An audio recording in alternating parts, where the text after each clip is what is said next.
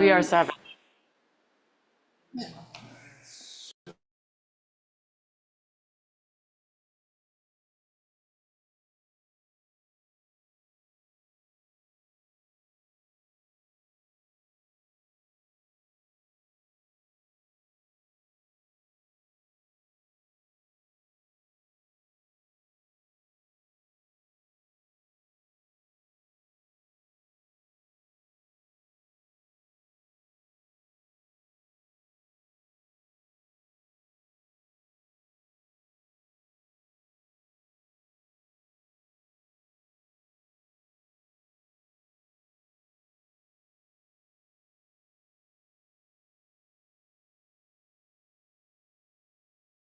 Unmute the Zoom. Oh, I should get on the Zoom. On that. Okay, everyone, we are going to go live on broadcast in 5, 4. What number meeting is this? 2, I don't know. 1.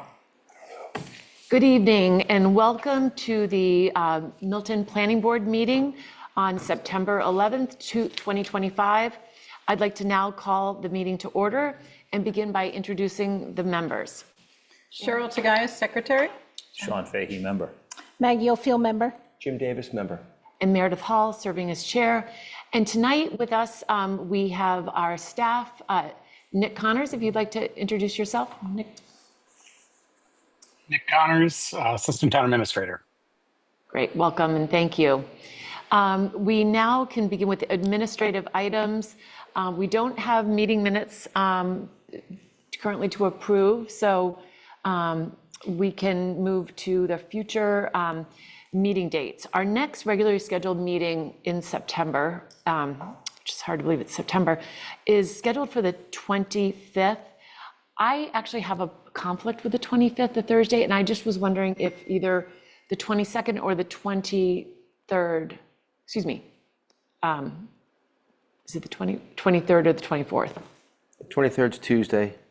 23rd's Tuesday. I'd rather do that than the 24th, which is Wednesday. Okay, the 20, And that's when I'm away, so I won't be able to make any of those dates. any of those meetings, so Did either one. What's that? 23rd's fine with me. Yeah. Tuesday, the 23rd? So- Okay, yep, that's perfect. So Tuesday, the 23rd will be our next regular scheduled meeting. And then that puts us into October, which, that's really hard to believe. That would put us to the 9th of October. So that will be the following meeting, and you'll be back for that? Yes. Okay, great, perfect.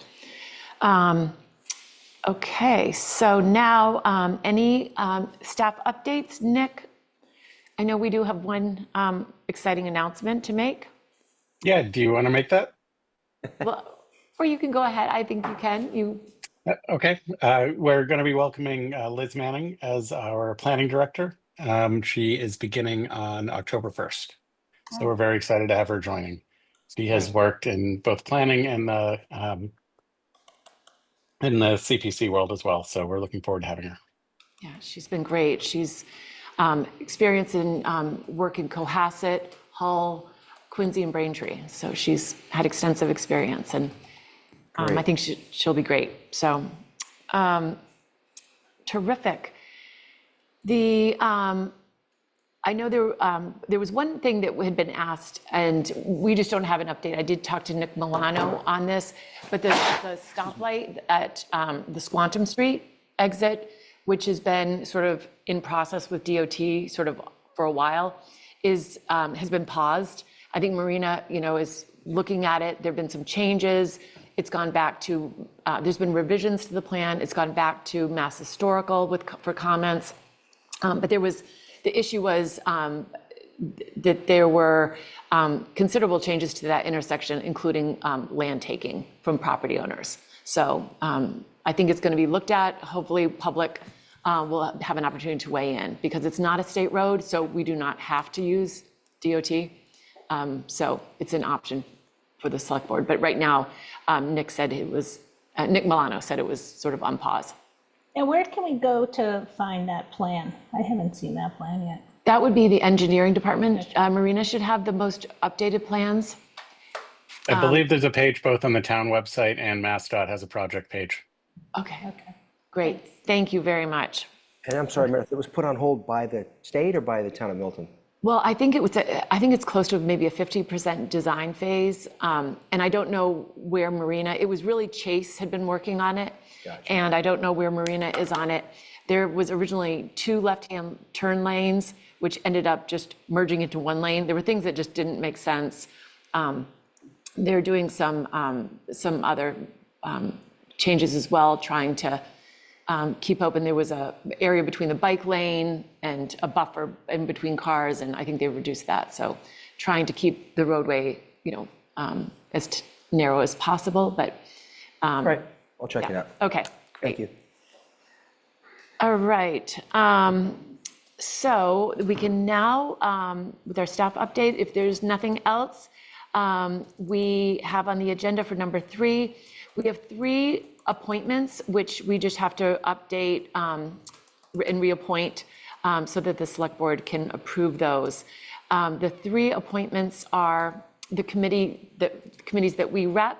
That would be the Capital Improvement Planning Committee, the Climate Action Planning Committee, and the Open Space and Recreation Master Planning Committee. Currently, Jim serves on the Capital, Maggie serves on the Climate, and I serve on the Open Space and Recreation. And just wanted to see if the members want to continue to be on that or any other interest. I do. I like Okay. capital. Stay on Capital, stay on that. Yep, I'm fine Okay. staying. Yeah. And I'm happy to stay on the open space plan. So with that, we will just need, why don't we do,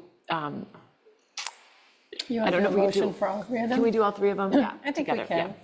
I'll make a Yes. motion to designate Jim Davis to be the Capital Improvement Planning Committee representative, or representative from the planning board to that committee. For Maggie Oldfield to be the board's representative to the Climate Action Planning Committee, and for Meredith Hall to be the board's representative to the Open Space and Recreation Master Planning Committee. Great, And I'll second the motion. great. All right, all in favor? Aye. Great. Thank you.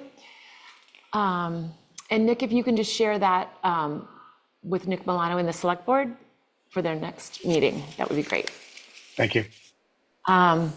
So now we can open it up for public comment. If there's anyone in person who would like to speak on any other topic other than you will have time to speak during our public hearing on the 2 articles.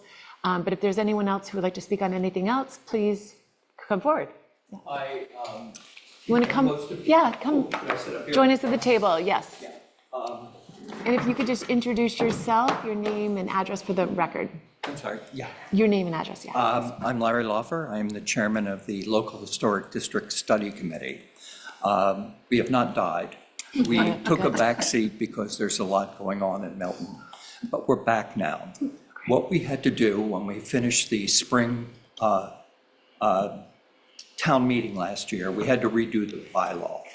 So with talking with a whole bunch of the players, what we need to do is circulate the new bylaw and make sure that the Planning Committee and the Historical Commission and Mass Implementation, all of the players that we need support from before we go to the next town meeting. I'm here to say we're going to do that. And so if there is time in one of your upcoming meetings, we'd like to come back.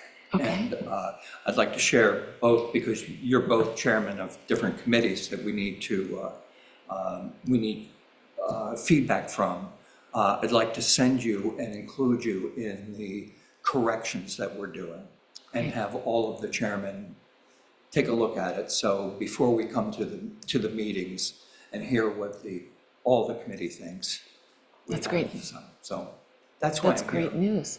Great. Okay, that's great. How soon do you think you'll have it, the revisions made? Are they currently already The made? revisions have been made by our committee and have been passed through the Mass Historical Commission.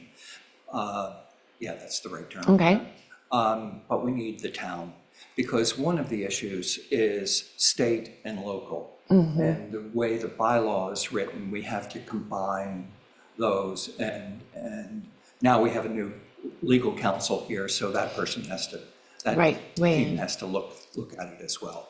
So there's a lot to do. We're going to do most of the work. We just are asking you to be participants in that. And so when we get to the town meeting, we're not surprised with all kinds of changes that got talked about at the last minute. So would you maybe like to come to, we have a meeting on October 9th.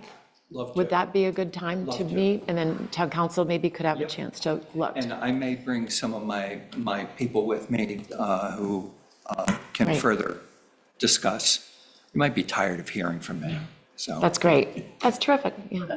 Larry, your goal is the spring annual town meeting? Okay. Yeah, 1 year later. No, actually, it'd be 2 years later, right? Yeah, 2 years. Oh, man, it went Yeah, it fast does. last year. There was so much going on. And you're still focused just on Milton Village? You haven't expanded, or have you? That is the anywhere else? proposal, is going to be Okay. Milton Village, yes. The only thing that's changing is the bylaws to be in collaboration between the state and local. Terrific, great. Thank you for your Thank you. time. Thank you for coming. Thank you. We'll see you on the 9th. Okay. Is there anyone on Zoom with their hands up? No one has their hands raised right now, no. Okay, great. All right. So at this time, we can now then open the public hearing for our zoning articles, our amendments to the zoning bylaws. The first item is the traffic impact mitigation to see if the town will vote to amend Chapter 275 of the general bylaws known as the zoning bylaws by amending Section 275-20, Section 20, traffic impact mitigation. And I did not receive any comments from the warrant committee. I did go with both of our articles to see if they had any questions, but people felt, I think, good about the traffic mitigation. Okay, great. I don't know if, Nick, do you know if town council has reviewed the traffic mitigation, or if our new town council will be reviewing that? The new town council will be, they received everything this week. Today is Thursday, so yesterday, with a hope for their first look as soon as possible.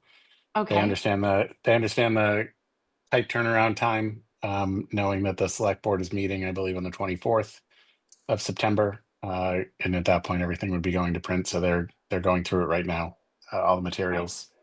Okay, fantastic. Is there anyone from the public online or in the audience who would like to speak on the traffic mitigation article? There is no one online. Okay.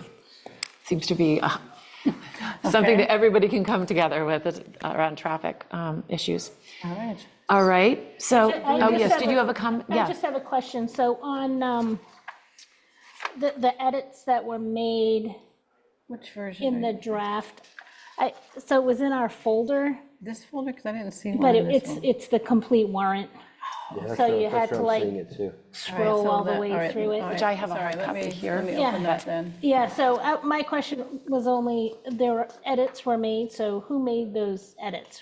Did we make those edits? Cheryl had made some edits, those might be yours. Are they yours? Well, Did we see them? remember the basis, the underlying article exists. Yeah.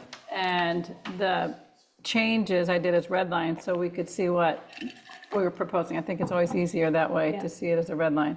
So Yeah, so those are that's- what we reviewed before. yeah, There okay. have been, I haven't made any other changes Okay. since our last discussion on it. So that was my only question, was if it were the edits that were from the last time, or if anybody else reviewed them and I haven't heard changed of any. them. right. Okay. All right, good. All right, so we'll wait to get any comments too from town council and if there's anything additional for the warrant committee. The warrant committee did have, I circulated, Jay Funling had sent there's some little typos that just hadn't gotten caught to clean up. So Nick Connors was nice enough to sit down with me yesterday. We cleaned all those up to not waste our time on them. Okay, great. And then Jay had a few questions, but some of those questions, Peter Mello did review it, and I thought we would go through some of Peter Mello's questions. Some are things that I wanted to discuss anyway, and were questions that Jay had. Others, I was a little some of his questions I was confused about, so we'll maybe need our new counsel to review as well. Nick, would you be able to pull up that document with showing the comments on the sidebar? So showing which ones? Yeah. For the Jay's or sign. the- Sorry, for the town council, because I think if we go through town councils, some of Jay's will be also answered, Okay. if we have time. I should be able to do that.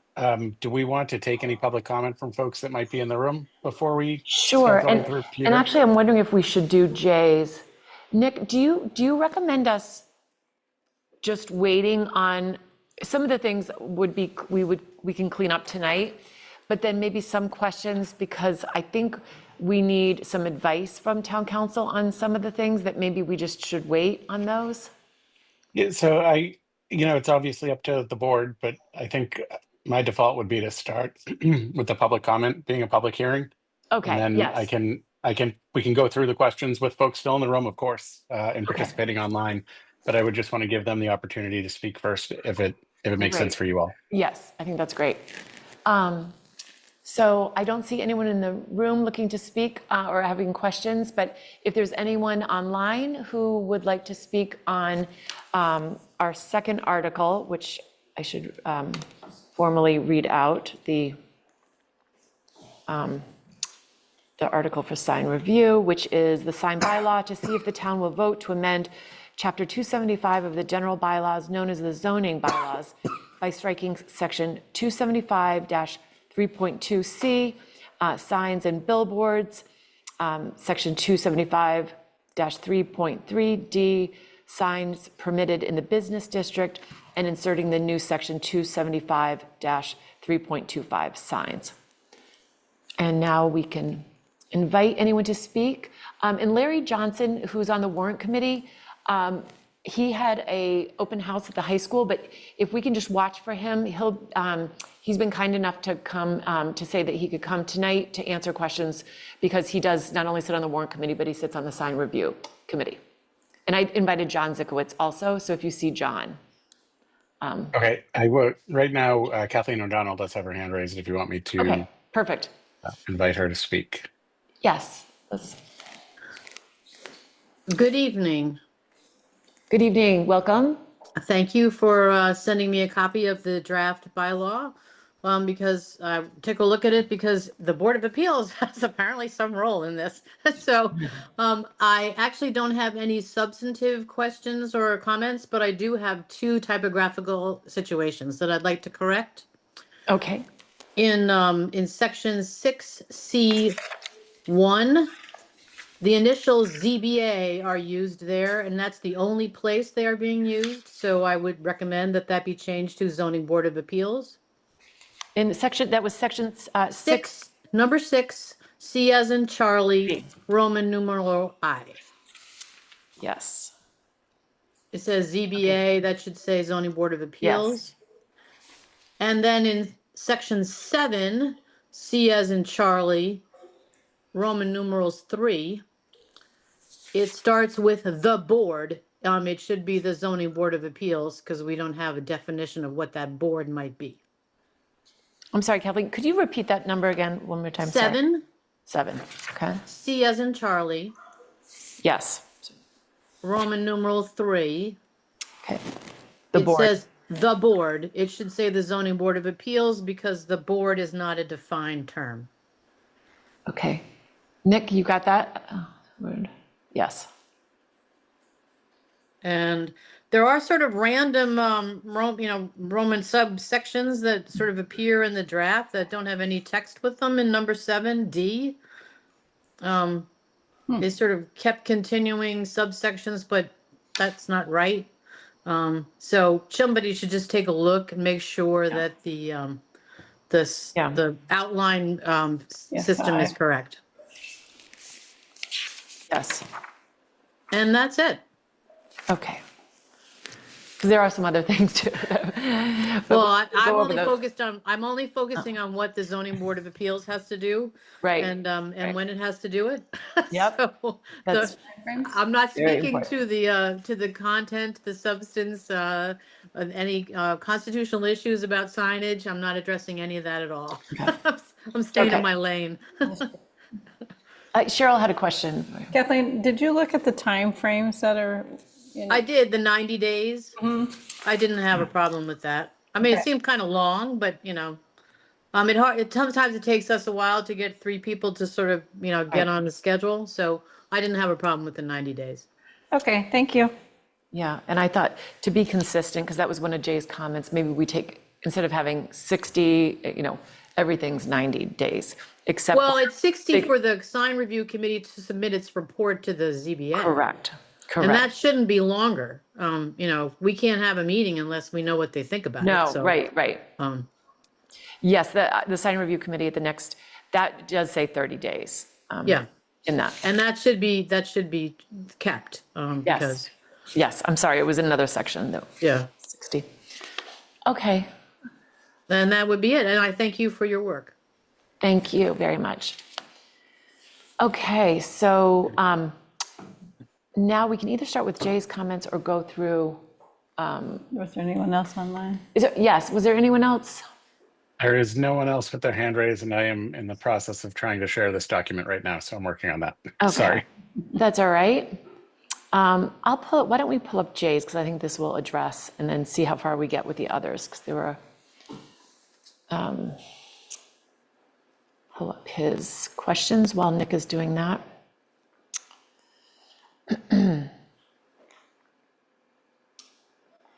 Okay. Okay, scrolling down.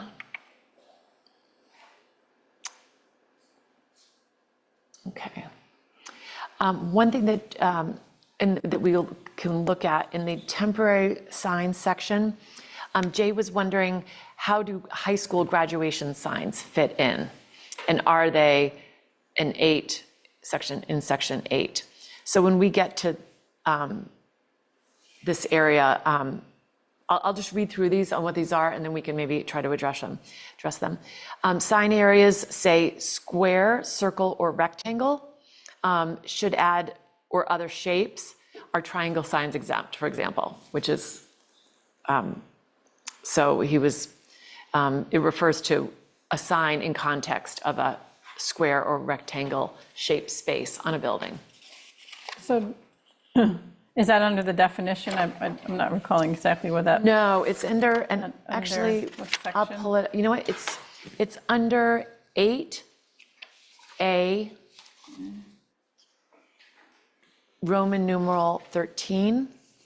And this is, I'm sorry, just one quickly. Are we looking at the 9/10 dated version? We have 2 in the folder. One's 9/8 and one's 9/10. 9/10. We're looking at the 9/10. yeah. Okay, thanks. This is the most recent. Yeah.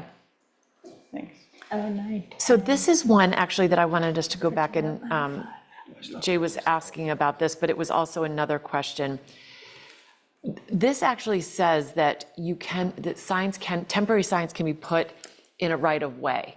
And, as we all know, it's been an issue that if signs, are not allowed to be in the right of way. But, because Jay said, are you sure you want to say that they can be out in the islands or they can be other areas? And I think we want to avoid that. I know there was a complaint on the intersection of Blue Hill Ave and, or Blue Hill Parkway in Canton Ave, that just all kinds of signs were just being put up there. And it flooded it. And then people were just like, oh, I'm just going to put up this temporary sign. And no one was going through the town for approval. And I think we do want to avoid that. So when Nick pulls this up, I was thinking how we should reword this. Can I just add another type of Yes. sign that you see out and about? The clerks voting, obviously. Right? The Milton Farmers Market Yep. and any other event, right? So like a special event. And those are, I think, useful in a sense, right? So are you suggesting that we're not going to allow those, or that? No, okay. those, because those have to go through the select board's office. Okay. Like when you want to put a banner up for a sale or, the yeah. perennial sale or anything, you have to go to the library, you have to go to town hall for permission on that. So does the any farmer's town market location. go at the beginning of the season They to must. request it? Because that would make sense. I mean, I like seeing those signs. Yeah, those are good. And the And I green think sale. they're good about taking them down when the day is done. Yeah, I know with our scout sale, shameless plug, Troop 3 Milton. When yeah. we do our wreath sale, we have to get a permit, and it's 2 weeks. So you have a 2-week time frame. I guess you could renew it if you wanted to. We never have had to. Right. But there is a process for that already. So in that section, So do so people have to get Which permission? which section are we in? High school signs out? sorry. 8, yeah, so you would not need permission if it was in your yard, but it's only if it's Which means sort of off the tree belt, off literally the, in your, yes, exactly, not between the sidewalk and the street. correct, not in the right of way. And that applies to the ones that are, like, I've seen the ones for private schools, like open house Yep. or whatever private school, and those Those would be, considered, temporary in your own yard also? Charitable ideas or expression of political, religious graduation. We could say I'm trying to think of the word, school related or, Like the car washes. That's sort of when a the charitable students do idea. those. yeah, is that, did you find, yeah, that's, Which page is that? it's, 15, 15. 15, so thank it's you. 8A, Roman numeral 13, I think Yep. we're. so it could read temporary display, and that should be, there's, of charitable ideas or expression of political, religious, school, Yeah, educational. Education. scholastic. educational sounds better. Educational or ideological ideas shall be exempt from the provisions of this bylaw, subject to the following conditions. So I don't know if we want to, because if we're not allowing it in a public right of way, no such sign shall be affixed to a tree or utility pole erected in a public way. So number 1 would, That, or, definitely. well, if it's in a public way, if we're, signs, number 2 says signs may be erected in the town's right of way by a homeowner. I think we just want to say signs may be erected by a homeowner on his or her own property.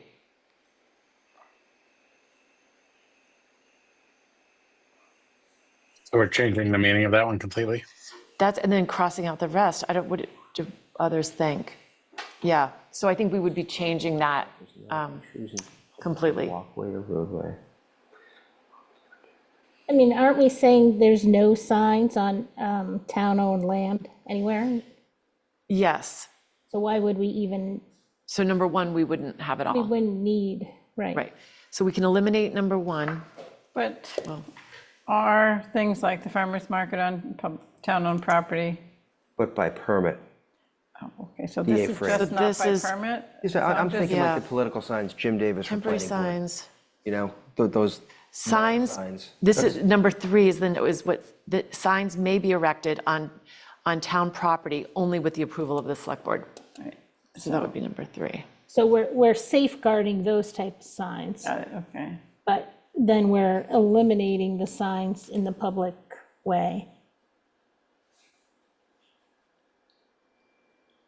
So it's signs may not be erected by a homeowner. Signs may be erected.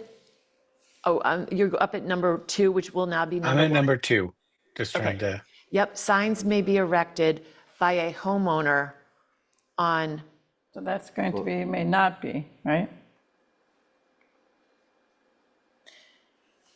Because in the there's town right of there's way. a contradiction between number 1 and the beginning of number 2, right? So one of them needs to change.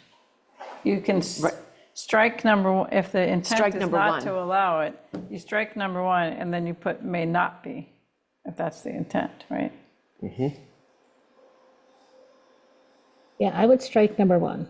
yeah, strike number I 1, like less words. A shorter bylaw right. when possible. And then signs, then number 2, wouldn't that become signs may be erected by a homeowner on his or her own property, period. Well, in a right-of-way in front of his or her home. Well, it's the idea, I thought the idea was it's not allowing it to be in the public way in front of Right. houses, right? So you has can to put be it on your private own property, but you can put it anywhere on your own property. So Just I not in the think right-of-way. that So the distinction here is the right of way versus the roadway. So the right of way would include, I think, Jim, what you just described, the sort of sidewalk and trees in front of your home, but not interrupting the flow on the roadway or the sidewalk. So I just want to be clear on what you all are intending. We currently don't allow it on the other side, yeah, I on call the it other the side tree of the belt. sidewalk, The tree lawn. the tree lawn. Tree belt, yeah. Yeah, there's So you can put it on places your property. where there's no sidewalk, and sometimes it's hard to identify where the right-of-way is versus the private property, right? But, so, And if I could just add, Cheryl, I apologize. The one other note I just want, like, I also want to be mindful of the staff enforcement of something like this, because Right. as you are describing right of way itself, like, we're going to be asking code enforcement to Well, that is determine where. It's currently is an issue.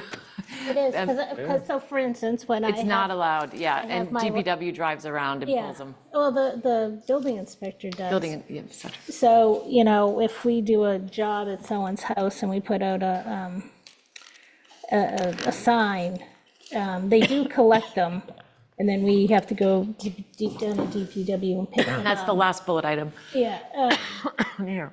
and so sometimes, like, we might have a sign, and then the lawn gets mowed, and the lawn mowing guys move our sign to the right away, and then, you know, there are things that happen sometimes. But I think generally speaking, I mean, as like a contractor, Jim, you know not to put it in I the measure right 8 away. feet. Yeah, I go 8 feet Yeah. off the asphalt. We know I commit not 8 to feet. put it in the tree lawn area. So does that make sense to say, number one would now say, signs may be erected by a homeowner on his or her own property, period? So you're getting rid of the word right-of-way. Yeah. Yes, Sure. and period, and the rest of that comes out. I'm sorry. Right, the So rest of it we're- if you get rid of the word right-of-way, doesn't that create the confusion? By stating right-of-way, then you know you have an 8-foot buffer that you can't put a sign in. well, I think if you say, if you Well, we can leave leave number this. one, where you say it's not allowed in the public way, but then on number three, you say it can be on town property, which is the public way, only by the approval of the select board. Those two are confusing, right? Because Yeah, the public way, they are a slight distinction because there could be public property that's not part of a right-of-way.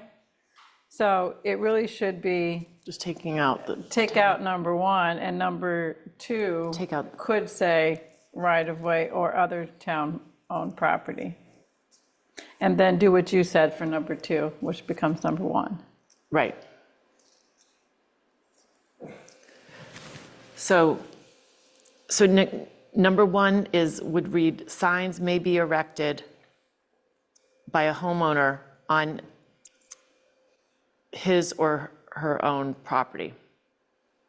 Then strike the rest. Or should say, in the front of his or own property, yeah. Well, it might be a side. It could be Yeah. a side, that's, all right, yeah, That's so fine. keep that out, all right. Yes, signs may be erected by a homeowner on his or her own property, period. And that's number one. And strike the rest of it down to the Right. word select board. Right. Okay.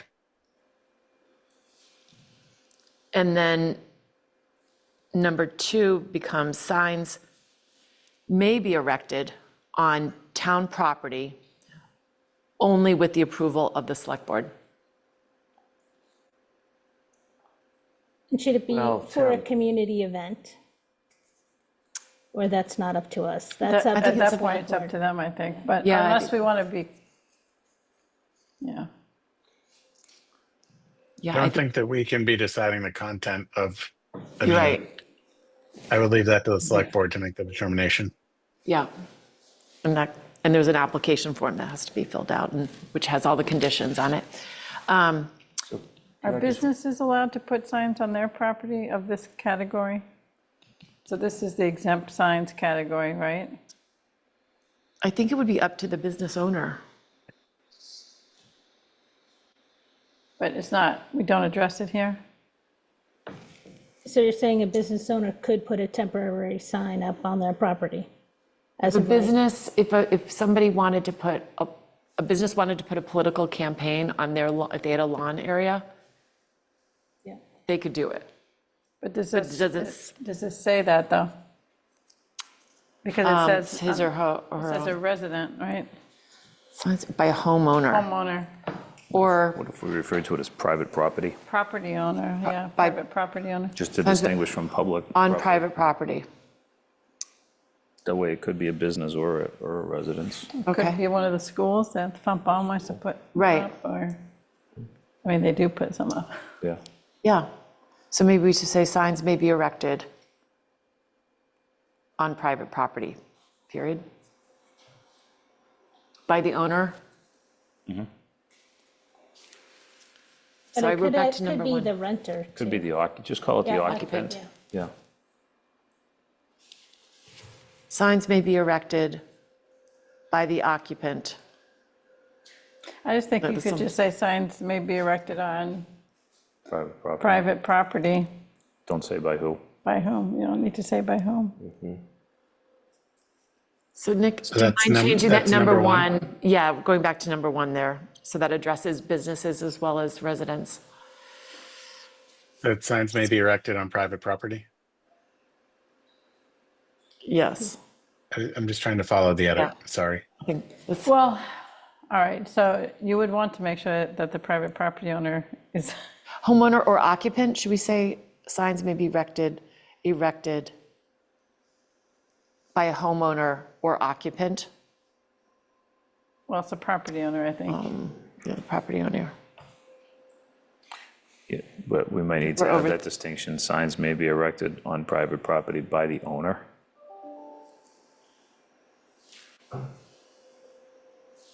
That sounds, It won't always be a home. Well, but there are a lot of rental properties too, so people who are living in that rental property might want to be able to put up a sign By to the owner support the slash candidate or occupant. something. So it could be either the owner or the occupant. Or with owner's permission, maybe? I know when I'm doing a job, I ask By- if I can put a yeah. sidewalk sign out front. By owner or with owner's permission. I think would cover that. Yeah, that actually makes sense. An owner might not want an occupant to put a sign up, right? okay. And then do we think 2 weeks is long enough? I'm thinking more of the political Well- season. We'll get this reviewed too, if we need to. That's the end of number 2. Signs may not be posted. So more than- could you all just communicate to me what the final edit is on number 1? I think we're talking, signs may- we're thinking and talking at the same time, Nick. Sorry for this. I'm sorry, once we started talking about timeline, I thought we had jumped to another one. I didn't want to lose My the thread. bad. My bad. All right, back to number one. Signs may be erected By the private property owner or with property owner's approval.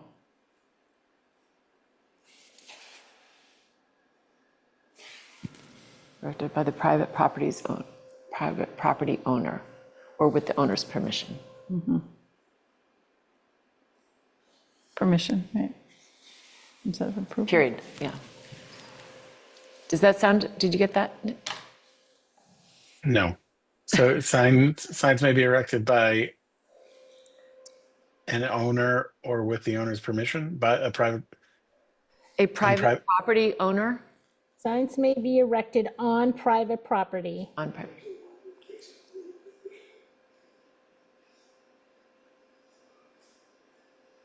Did you get that much, Nick? Yeah. yep, By the own- property owner. By the property owner.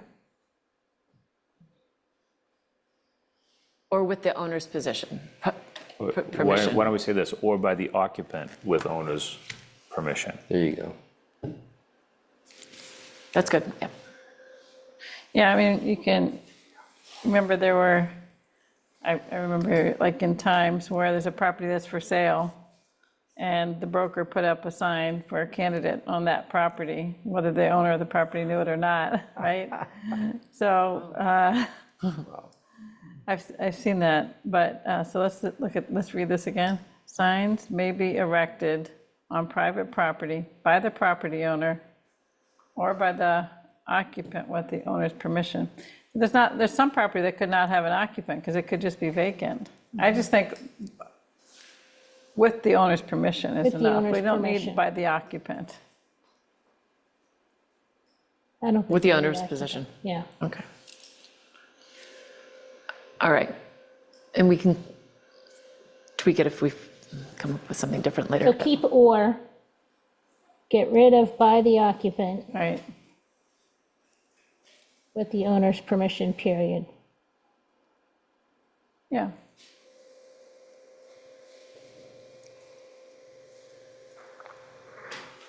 Cool.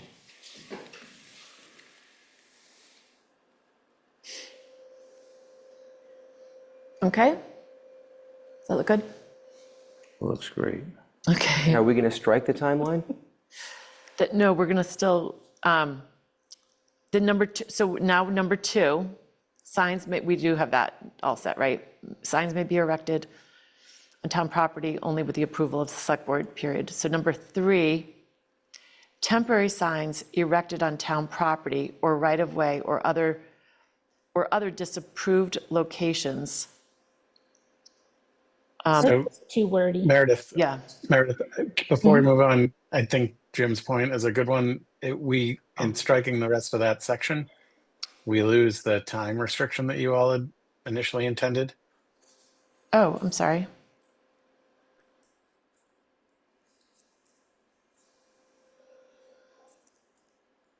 Signs may Okay, not be sorry. posted for more than 2 weeks without the approval and writing of the select board. That was the last. Okay, so we could add that to number two. Well, are we? So no, I think so- I think the select board has that as part of their rule, Right. Right, as Jim mentioned with the They do. scouts. So it's a question of the private property one having a time frame, I think, is what we need to discuss and make Yeah, sure I it's don't- part of that. I don't think you can with an can exempt regulate one. that. Can't a private property owner have a sign as long as they want? That's my Yeah. That's freedom of speech, I believe. I think they can, yeah, there's no limit on the private property owners. So I can put out a sign on my front lawn that says, join Scouts or Atlantic Hill Construction Kitchens and Baths forever. No, your business is not exempt. Okay, then the Scouts one.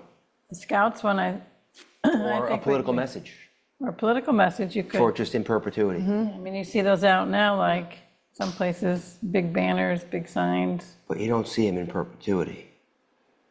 You don't see them for 2 weeks either, that's for sure, depending upon where you are. But Yeah. the political signs are protected. Maggie's right. This was, Sorry, it's me. but businesses are not protected. So political speech is considered freedom of speech. Okay. I don't know about Scouts. Oh, no, I'm just saying, it doesn't matter the Right, example, I'm it's a- just saying, yeah. we're going to have signs all over our town. No, this is Forever. only exempt. This is under the exempt signs. Right, so we're gonna have little little That we allow. sidewalk signs all over, I mean, there's I think no currently- limit to it, is what this is the way I'm reading this, and I just don't think that's a good look for Milton, but, So I agree, I'm not a fan of signs. yeah. I wish we would have no signs anywhere.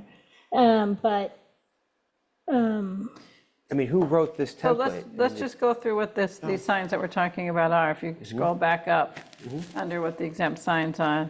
Any public notice or warning required by a valid and applicable federal, state, or local law, regulation, or statute. That's got to be there. Any sign inside a building not attached to a window or door. We're not really, this doesn't really refer to those. Addresses, names of buildings, flags, traffic control signs on private property, somebody might put a sign that says slow children at play, or somebody visually impaired or something, you know, you see those kinds of signs that may or may not be on private property. Then it says signs located on property owned by the town, approved by the select board, signs sanctioned by the historical commission, street banners providing notice of public entertainment and charitable events. I'm just paraphrasing here, obviously. We'll keep reading that one. Okay, so street banners providing notice of public entertainment or advertising a charitable, religious, or educational event may be placed within the town right-of-way if approved by the select board for a period of time not to exceed 8 consecutive days, the first of which shall cover not more than 7 days prior to such entertainment or event. So that's an exempted sign that has a time limit. Right. Holiday signs, one in season, public interest signs containing cautionary messages such as beware of dog, paper or card stock window signs advertising any campaign, drive, event, or activity of a civic, philanthropic, educational, or religious organization for non-commercial purposes. So this, I think, would be your scouts, falls in there, don't you? Yeah, provided that they are to be removed within 30 days of Right, initial display. there's the time. Yeah. So someone thinks it's okay to put a time limit on this stuff. Doesn't say political, though, does it? Any campaign, I guess you could say that campaign is political or not. Then the next one says temporary display or charitable ideas or expression of political, religious, ideological ideas shall be exempt from the provisions of this bylaw. And then we start conditioning. Right, so That on the makes sense. property, the ones that are exempt, except for the things that we've just been talking about, are the ones that are protected free speech, really. So I just want to highlight one of the things that Peter Mello had said is that 9 through 12 could all potentially be content-based and potentially problematic, and we need the municipal law unit to give further feedback. So it is saying exactly the discussion that we're having here, like where are we, what's appropriate, what's not. Right. What both of you are raising, I think, is exactly the thing that we probably need a little more guidance from the municipal law unit. Okay. Right. And we may get that same feedback from KP once Darren and the team review it, but Yep. I just wanted to highlight that note as well for everyone. And I believe Tim did take this from other towns that have it currently existing. But yeah, we definitely want to have that. And I'd hope that whatever signs go through the selectmen, it would sort of be the same time frame. It's nice having a consistent time frame. Is it 30 days or is it 2 weeks? Whatever it is. Because that's where you get confused. Right, I mean, 8 days is, if you think about it, you're trying to, like the MFA, Milton Foundation for Education, they want people to have that on their calendar well in advance of 8 days before the event, right? Yeah. It's They put typically- signs up on the library for events. I don't know if those get select board approval. They do. Do they? You have to go Okay. through and the library, and you really, 2 weeks, Is all they get. but usually they don't want to do it more than 3 weeks. You can, depending on, but they, usually two to three is, I was in charge of the perennial sale banner. So I had to fill out the application, go through the library, go through the town, and Nick is, the town administrator approves it. And actually, so, but through the select board's office. So the one that's highlighted, 9, that Nick just referred to, does just say 7 days, or 8 days, rather. But that seems to be for street banners, but yeah, that would be, That's just something called a street banner, okay. And this is approved by the select board. So. do we Yeah, even but I read- think do the we even idea read all is this? that you're giving guidance and having a set of rules, right? And then they still have some, I would think, discretion in terms of depending upon where. But the idea was to get some things documented, right? So that it's not such a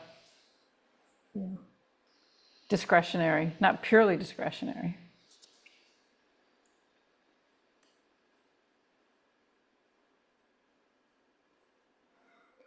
Now, will the select board have their own sign rules and regs that they follow? I wonder. Zoning, the zoning, what's in the zoning will be enforceable. I'm wondering if we want to expand the street banners because it is paper or card stock, or this does appear to be, the street banners does appear to be the banners that we put up for events at town, in front of town hall and in front of the library. Those are more than just paper and cardstock. Those are street I think those would, so maybe we should extend this period of time. And street banner is not defined, is not a defined term. Right. Was checking that. So that's one of my questions is when has he flagged a bunch that it says it's not a defined term? Where do we define it? In the definition section. Definitions, yeah. Did some of them get removed though from the definition section? Yeah, there's Will one they that, make note to definitions that terms we define, but we don't use in the document? right. I'd imagine they want to right. strike those. That's, He yeah, mentioned those, yeah. except for some he mentioned, but they do appear later. I think he just hadn't, Okay, maybe missed them. he missed it, yeah, because I think like open face channel letters is referenced. That was one of them. But, Well, for the record, I'm going to stick to my guns and say that I would like to put some kind of limitation on temporary signs. for, Yeah, I mean, I agree. I Got a think, time limit. yes. It's going to get out of hand. I know it's I going to get out of hand. support that. I don't know what the correct time limit is. I don't either. but- Or the not to wording, the exceed correct wording or the 30 time days. limit, but, I mean, I think for political signs, what like about 4 30 weeks 30 max. days? Yeah, Does there that you seem, go. 30 days? That allows for, that's less than what the select board probably will allow, but the bylaw would at least allow that if they wanted to. Well, what are we talking about? The ones that the select board or because the ones that people put on private property are not under the select board deciding, it Talk would be about temporary here. display signs. Under temporary. Yeah, the street Okay, on the banners have town to property be, then. yeah. Just the ones on town. Within the town right away. It does say that on here. Okay. Yeah, it's just It that. says 30 days already for that one. Under the street banners? Sorry, I was looking So at we temporary just cut signs. out 2 weeks, right? Are we in temporary display section or are we in We're street in banners? exempt. That's what I thought we were. I thought we were in 13, still scrutinizing Because number exempt 2. signs, yeah, exempt signs and temporary signs. So it should be 30 days. It should be consistent. The temporary sign, 30 days. And then under exempt signs, under 9, do we agree that we should say not to exceed 30 consecutive days? Instead of 8, the first of which shall not occur more than.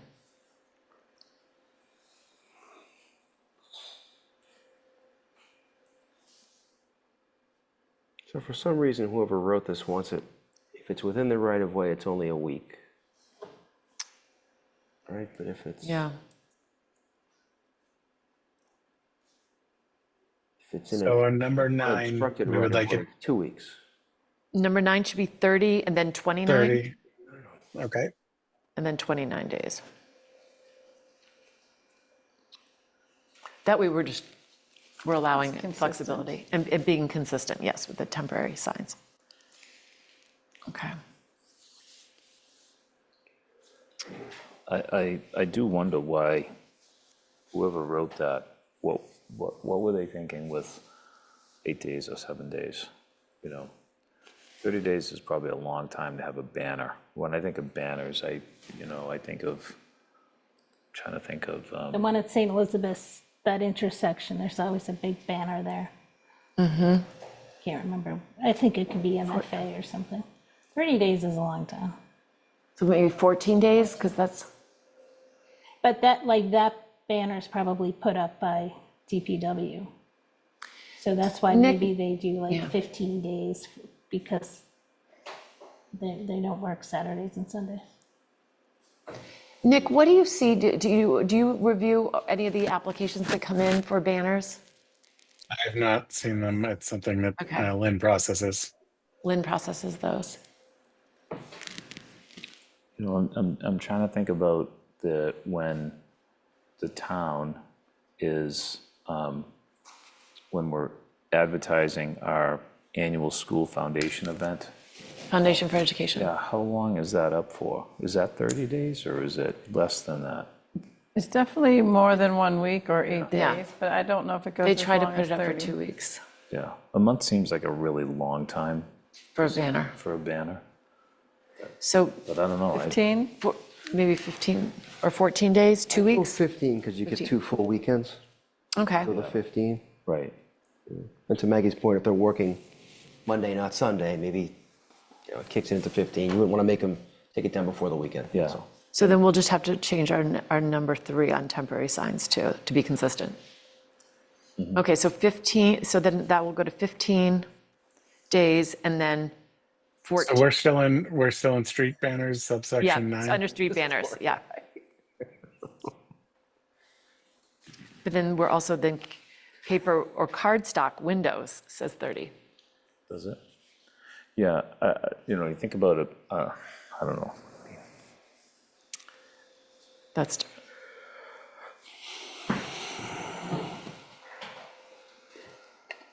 Because that could be educational, that could be someone's graduation They're sign. very different, though. A banner, when when agree. a banner's up in Yeah. public space, it really, it changes the environment, I Yep. mean, if paper or cardstock is on the window of a business, I would leave that one at 30. I'll and I'd leave that one at 30. The other one at 32, and just, the only one we're changing is from 8 to 15. yeah, I think that's fair. The person to talk to is Lynn, the woman who approves all these.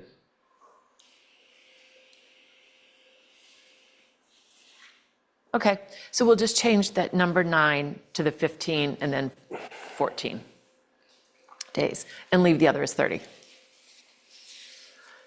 Okay, all right, so that was one of the questions that Jay was asking on his list. So we have high school now graduation signs. He wanted to ask about the sign, the flashing definition. He said if a sign is lit brightly until 10 p.m. and then is dimmed, does that count as a flashing sign? And I would say no, No. it's not a flashing. What section are we in? That was just under prohibited signs, Okay. and that would be and we're just leaving that as is. Did we go to the triangle sign? I know you No, mentioned that, I've got to, we'll find that language. Or circle or rectangle. I'll try Because to that's find under one of, square, circle, rectangle. That's in the design, or I think the, hold on, I'll find it, 1 second. There's something called measurement of sign area and height. Yes. It's number 9. Yes. On page 17. Yes, Is that what you think Yeah, I think that's it's where in he that pulled this section. from? No, he said under the definition, sign flashing. oh, that was for flashing signs, we were asking Now about on the that triangle. Oh, the triangle, sorry.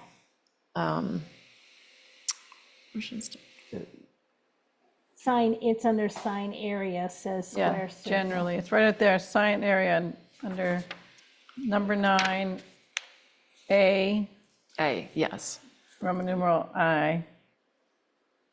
Generally, sign area shall be computed as the area within the smallest single rectangle or square enclosing the extreme limits of the sign face. rectangular, It's just telling you how to compute the area. It's not telling you what the shape needs to yeah. be. So if you take the triangle sign, it's the square that's In within the- the right. Yeah. triangle. Or the circle that's within it, right? right. If you 'Cause I do the was- circle, you're gonna get more area than you do if you do a circle. I mean, a square, I think. I mean, traditionally, triangle signs aren't used because aren't they used more of as a warning? Like a warning sign. Within the I small think square. we're here is talking about how you're gonna compute the area. This Yeah. It could be, I think, And that makes sense, because even a circle would go within the square yeah, limits so, of the sign.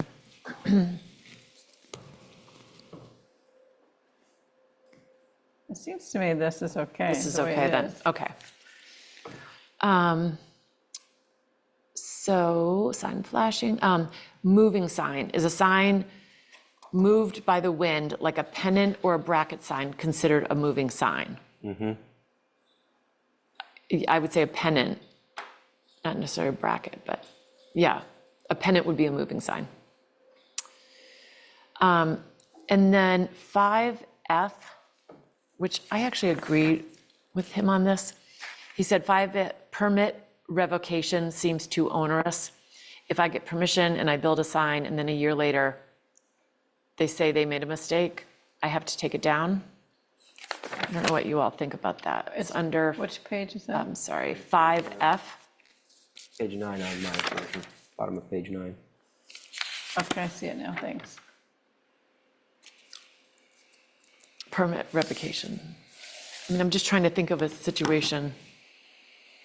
If a permit was issued in error and pursuant to an application containing a false material statement, that's one thing. Well, let's just say you got permission to put in a 10 square foot sign and you put in a 20 square foot sign. You know, that, A false statement. that's or a, omission. you're not following your permit, so that should be removed. I think the question here is that if it's issued in error, meaning that the issuance of it, there was a mistake made in the issuance of it, I see. you know? So they approved it at 20 square feet when it should have, that was too much, but they Yeah. approved it. I think if you, Paid for it, you put it up, it's there now, Yeah. someone Take, catches it a year was issued later. in error. I think, yeah, I mean, I almost feel like if you take out in error and just have it read, should it be determined that a sign was issued and/or pursuant to an application containing false, so the applicant has a violation, then it should be revoked. Right, but if, I think the idea, then, if the town made a mistake, They want the right to take it down, yeah. but if the town made a mistake, I see the point, though. If I do the too. business owner was relying upon the permit that they were granted, it's not their fault that the town made that mistake, I right? agree with you. Yeah. Yeah, but I think this is written asking that the town can make a mistake and still have revocation rights, Yeah, okay. right? That's the way that's written, So what you're suggesting is if you take out in error, then it removes that right? yeah. Okay. Yeah, it makes, we're responsible. If we make a mistake, we're responsible for it. Shouldn't have to remove the sign. So yeah, so if we take out in error and/or, and just say was issued pursuant to an application. Yeah, but then if you look at it, or for a sign not meeting the standards in this section, that's again an error. Because the town should be, shouldn't be issuing a permit if it didn't meet the standards. So you would have to strike that, or for a sign not meeting the standards of this section. So just, Well, isn't it possible that somebody could secure approval for a sign and have a sign made that didn't meet the standards of the section? You know, Well, then you someone's- could say, and the permit, and because it's kind of protected the fact that they had a permit, right? So it's not consistent with the issued permit, right? Is Right. what you're saying? Yeah. So wouldn't that be captured in an application containing a false material statement or an omission? If it Yeah. comes in at twice the Yep. size? I'm just trying to keep it as simple as possible, but. yeah. Yeah, I think so, Nick. So we can just strike the clause between the two commas there, or for a sign not Yep. meeting standard.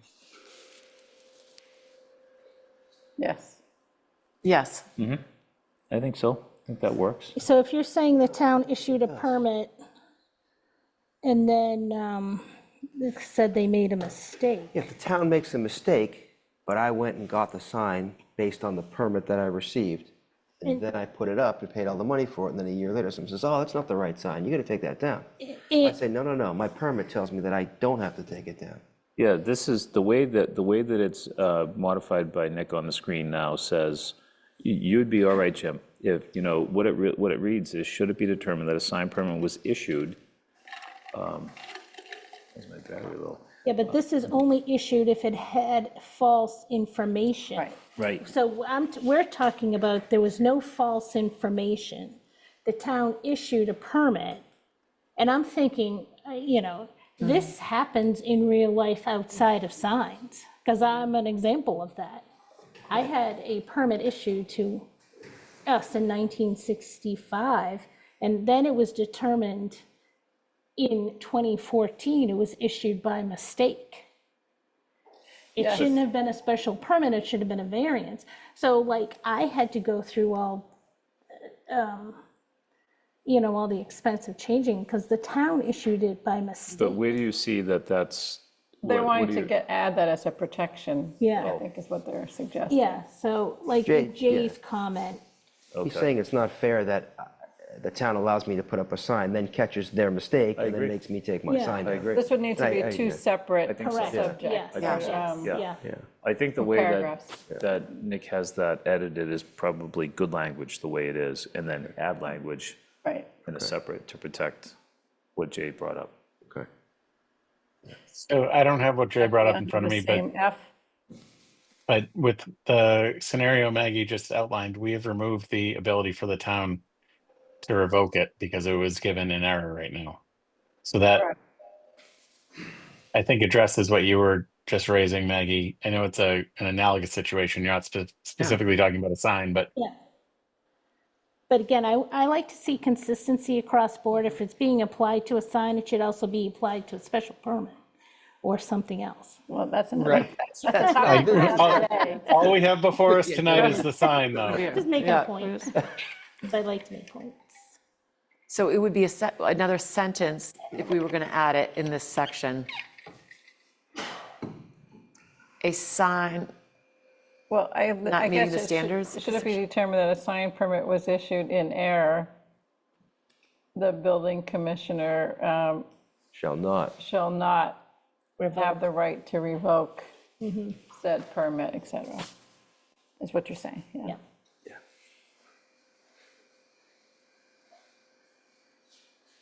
But right, so we're this- already not giving the permit revocation ability to them for an error. Like, it doesn't exist in this as it's written, so you're asking us to introduce it now? Should be determined that a sign permit was issued. maybe we shouldn't put anything at all, So, just leave it with that one sentence. So it's unaddressed, though.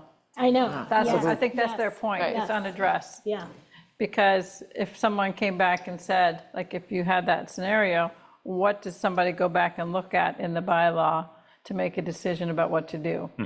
And it's silent on it now. Right. So yeah, so I guess we would have to introduce that just to make that clear. Yeah, it would have to be another sentence. Should it be determined that a sign permit was issued in error? Maybe in error by the town, just to specify if it's a town mistake. Because if it's an owner mistake, the owner should Yeah, have to but take it down. the only one who's issuing a permit is the is the town. town, correct. Okay, all right, then you have to put that. The building commissioner shall not revoke said permit. And the sign shall remain. That's what I would. Would you something to that also effect. say the ZBA? Because what if then somebody appealed this? So what if you I'd had just a- say by the town. by the town? Yeah. Yeah. Okay, so repeat that again, Jim, what you just, Should it be determined that a sign permit was issued in error, the building commissioner shall not revoke said permit, and the subject sign shall remain. So instead of the building commissioner, it'd be the town. No, the commissioner's the one who gets to revoke it, enforce so. it. Yeah, okay.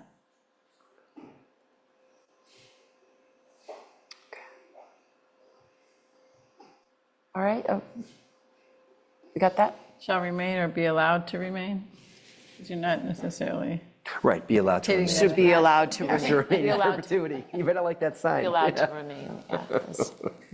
Would, if we really hated the sign and there's a change of ownership, then the new owner would They'd have to come would back. They would have have to to go back, comply. come back anyway, so their sign Yep. would then be corrected at that point in And that's the time. goal, is to get everybody into conforming. Yep. I would just want to highlight it can't be because we hate the sign that we would make a decision like that. Just want to speak on behalf of the town briefly there. Size of the sign. So, way too big, I know.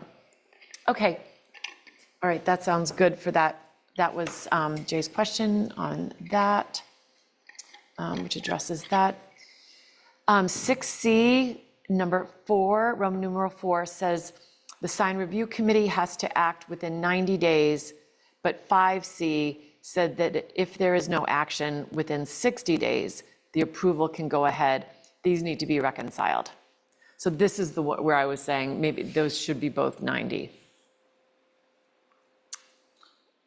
But keeping the ZBA's action has to be within 30 days. Or let me pull that up, 6C.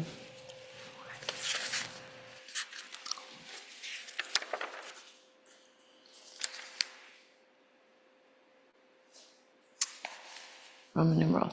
Weren't these times? Oh, that was the something one that, yeah. town council So that's where also the, flagged? wait, 6C, sorry, 4.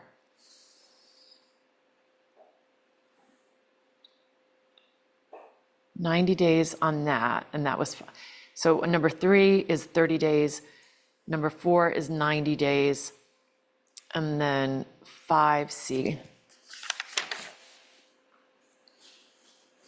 the processing of time, that should be 90 days. And I think, did we change it? So let's run through that again. So the first thing is you get an application. Yeah, I wanted to look over these, and The application shall be scheduled for review by the sign review committee at their next meeting, not less than 30 days after receipt of the application. All right. And that's something the chair of the sign review committee was comfortable with, right? yeah, Then it says that they have to render a advisory recommendation. There's a question about that. yeah, But within 90 days of their having received the application. So they have to start the review within 30, and they have to complete their review within 90. yeah. If they don't complete it within 90, they get constructive approval.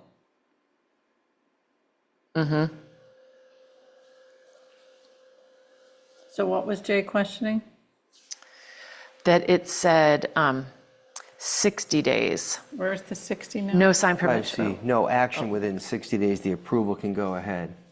Well, no action Yeah, within 60 days. we did change, oh, you know what, Nick and I changed the 90 to be consistent, so that it that's now fine. does read 90. So that was his previous comment, before Nick and I just cleared that up. Okay. So I think that's fine now. I was looking Okay, under 6. You were looking under 5? Five, Well, this 5 compares 5 to 6. I it think compares it's 5 to still be there. consistent. You still think there's, okay, the town shall process within 90 days.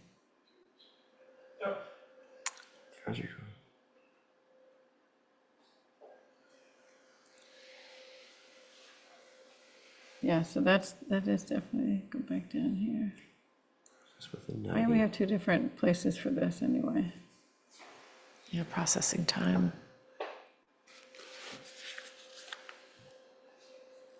I mean, is the processing time just redundant? If you go down to, 7, go down to, I mean, do you need 5? What's in 5? if we have If 6, you have 6? process. Yeah, probably not.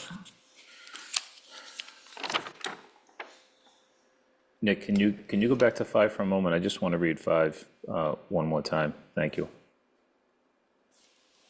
It does say in, I think they're like in conflict and they're duplicative. right, right, Are you- yeah. That's why it's 25 pages long. Yeah. Yeah. I would say, we could just take out 5C.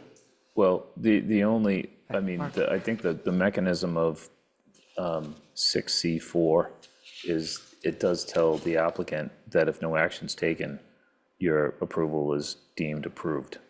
You know, we don't say that in 5C. Right, that's why I'm saying get rid of 5C. Oh, I well, don't let's, I want to read this again to make sure that we're not losing something we Yeah, should this is lose. 5C doesn't allow us to sit on it forever. It forces us to do something within 90 days, which I kind of like. But so does Process the So application. does, C, So does 2, 3, 4. C4. Yeah, I guess.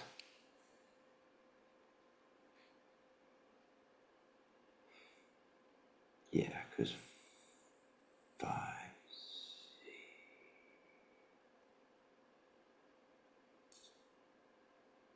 And is this Yeah, you could strike timeframe that, I guess. consistent with other processes in other departments? Like, do we have something, or does the ZBA have something that if they don't complete their review, they have to get permission to, from the applicant to extend it? I know that's different, but it's just nice Yeah, that the have same it. time periods, no matter I think the what 30 what days. permit you're I applying think they have, for. 30 days. But this, okay, so 5C, so are we suggesting getting rid of 5C and keeping, The whole thing. getting rid of 5C or getting Just rid of? 5C, and then keeping a 6. Yeah, could I bother you to go to 6? And we would keep, because those dates then would be listed 2, 3, and 4.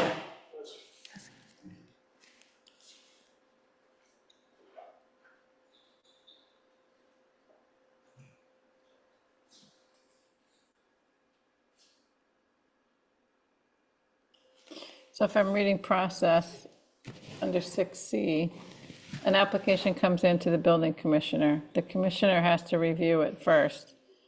Because the design review committee has to open a review within 30 days, that means the commissioner has 30 days to review it, which is consistent with other applications that a building commissioner gets. Then the design review committee has 60 days from there for 90 days total. So maybe it's not inconsistent, but it seems duplicative at the very Yeah. least. I Did it don't, get flagged here by Peter Milton? I don't think it did. I don't think that did. Should the deadline be tied to signed review committee's receipt rather than planning departments?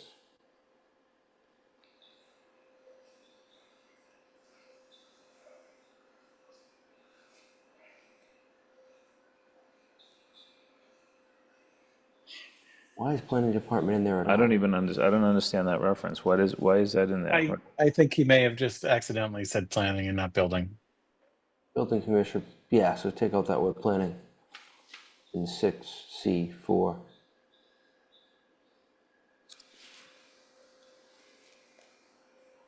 Yes, that should be building. I would think, so to Nick Milano's question, I think you were asking there, Maggie, about whether the applicant, or whether there should be able to be an extension. That does happen in. It does. In other special permit situations, right? So I'm not opposed to doing that. I mean, there seems to, you wouldn't want to have constructive approval if there was information requested that, I mean, even if the initial the application that came in, the building commissioner felt was complete, but upon review by the design review committee, there was additional information requested, you're still tied to that same time frame. You know, it could be a challenge, I suppose. Right. And sometimes when, in talking to John, and what I've seen is somebody will have to go back and they need a slight version of design, and, or they didn't meet the standards for some reason, and they have to go back, and then they come back. It takes it, and it's relying on their designer, how fast that they can move to come back. And it's hard to get your subs to be on time and timely. You can't control their schedules. So having a grace period, I think, is helpful. And sometimes there's weather delays too. I remember at one point there was,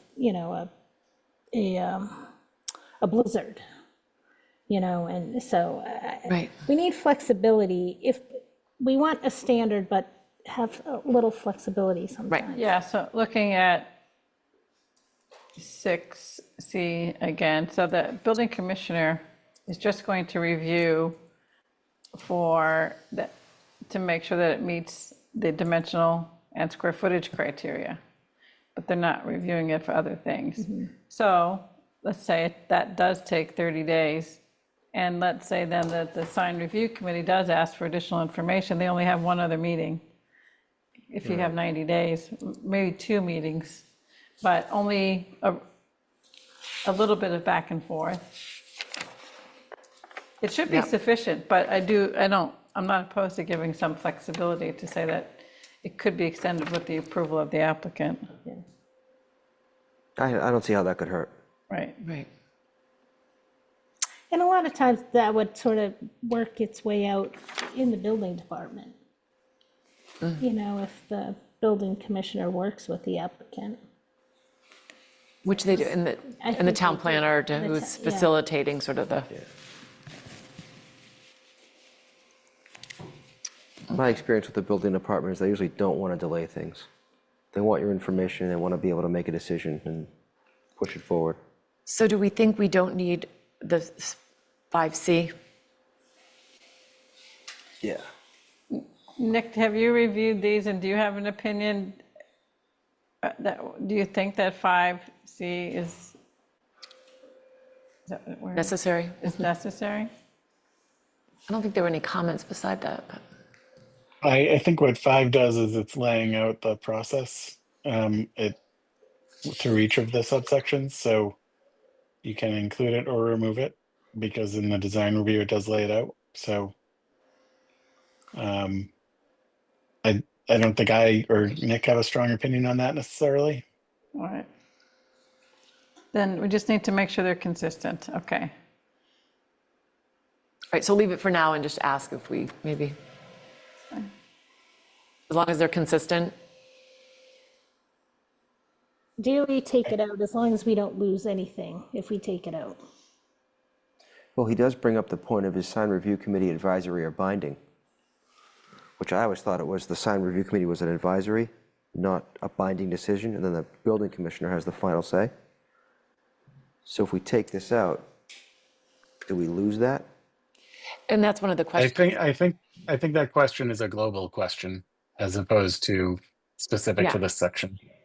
That's a question. Do we want to change the, because basically the recommendation to the building commissioner has been the decision. So do we want to just say it's been the decision by the sign review committee rather than advisory? Because we can make it that they're giving the final approval. I'd rather see the building department, the building inspector. have Give the final yeah. say. If there's anything structural about it, like if it's a blade sign or something where there's brackets that the sign review committee would look at from a design perspective, but not from a building code structure That's kind true. of perspective. So I do think the building commissioner. Keep it as advisory. Okay. Yeah, so, I know, I feel like I'm spinning in circles. Which one are we thinking of getting rid of or suggesting? Well, in the spirit of trying to not have duplication or unnecessary language, I was thinking striking 5. That's why I asked Nick if I was missing something, or Sean, if you think I'm missing something, that we would be losing something if we struck it. 5C, Sean. Yeah. Really, no, because advisory is mentioned all throughout, like what Nick was saying, it's universal, it's advisory. Because the process is laid out in 6. Yeah. And I just feel like if you, as one who has to review zoning for my day job, it's nice if something is in a section, it's clear. And then if you missed a section, and it's the same material or it has the same plus something else, and you didn't know that it was in multiple places, Yeah. you can miss it. So it's just cleaner if, Yeah. if the material's in the one place. Yeah, I think 6 outlines the process real well. My opinion is I think 5 could be eliminated, 5C. 5C. Yeah, okay. So I'll strike that whole section Strike it. Yeah. for sure. Oh, Going yeah. once? Yeah. Yeah, Okay. yeah, let's strike it. Don't give us the option. Just strike it. It's getting reviewed anyway. Yeah, KP Law can see if they think it should be there. But in the spirit of not being repetitive, we'd like it out. It's a good Right. move. Which, speaking of, there is another item on. So 7C says failure to file a decision, if failure to file a decision is not deemed to be approval. Checking to make sure that was what was intended and not the opposite. Failure to file a 7C2. decision 7C. is not Yeah, deemed well- to be approval. 7C, 7C2. To file, 7C, yes, no, Roman numeral 2.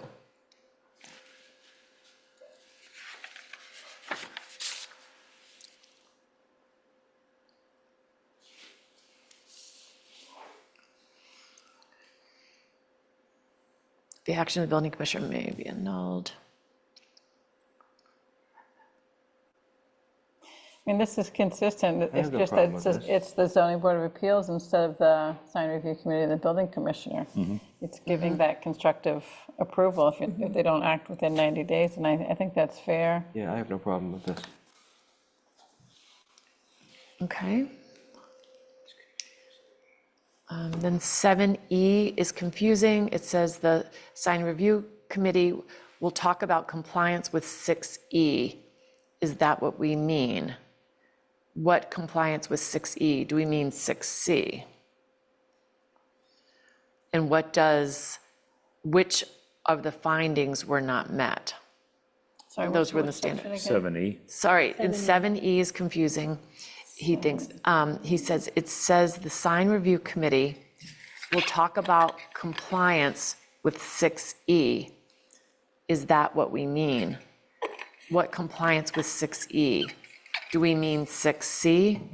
And which of the findings were not met mean? Which are in this requirement.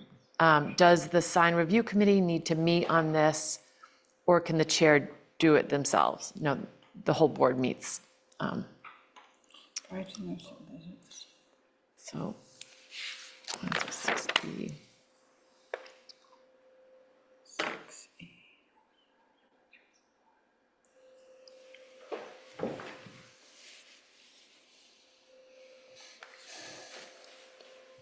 So 6C is the recommendation, right? Yeah, So if we go back 7. to,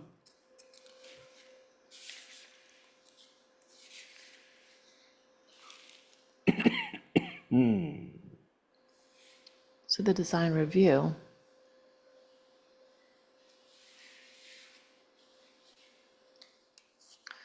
So,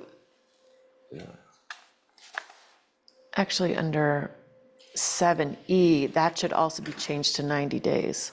Failure of the sign review committee to make such a report within 90 days. no, 60 days sorry. from review, from the review Yeah, committee, sorry. because 90 days Yeah, total. of the application materials. So it should be 60? So it should be 60 days, yeah. And that. That's 6E. Do we mean 6C? No, we don't. 6C.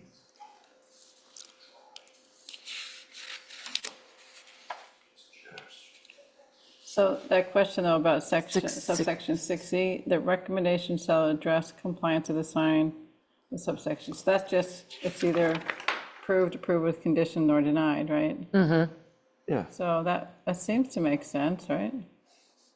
yeah, I don't have a problem with this one either. And if they deny it, they're saying why they denied it, what their findings were. Yeah, and that's kind of subjective to each side, to each decision, right? Yeah, so you wouldn't, Yeah, it's just part of the process, I just think the change yeah. here is just the 60 days. I don't think we need to change it otherwise. Yeah, okay. I'm with you. Yeah, I think that's good. And there wasn't a comment from Peter Miller or anyone. Section 7, no time frame is given for the ZBA's action. Is that intentional? Yeah, I think that's their own process. I don't think we need to put a restriction on whatever their requirements are. Yeah, because I believe, don't they have their own legal? Yeah, we want to stay out of their timeframes? business. Yeah. And sometimes she was Well- saying things get continued. So it would all, It's over here on the side, Nick has it from Mass General Law, that failure by the special permit granting authority to take final action within said 90 days or extended time, if applicable, shall be deemed to be a grant of the special permit. So I don't know if it needs to be repeated here, if that's what if his intent was to put that here. Oh, I'm sorry, that's up further. yeah, I don't feel like we need to define the Yeah, it's ZBA's so timeframe. It's already up there, though. Wouldn't touch It's under, it's here, under C3, 7C3. Oh, yeah, because they have to, decision. Nick may have made the edit in response to Jay's comment as well, Meredith. Because I Okay, know he got them as well. I will make a note on paper over here to make Okay. sure that's the case, but that may have been what happened there. great, Okay. perfect. So 8A, number 8, we've already addressed, because we've taken it out. The tree, he asked, does that mean a tree in a public way or any tree? So we've addressed that in the way we cleaned it up. We've taken it out completely. 8A, 8, 2, as stated at the meeting, this absolutely says I can put a sign between my sidewalk and the street. If that is the intention, the wording must be changed. So we've already addressed that. 8B, Roman numeral I1. What is non-accessory sign?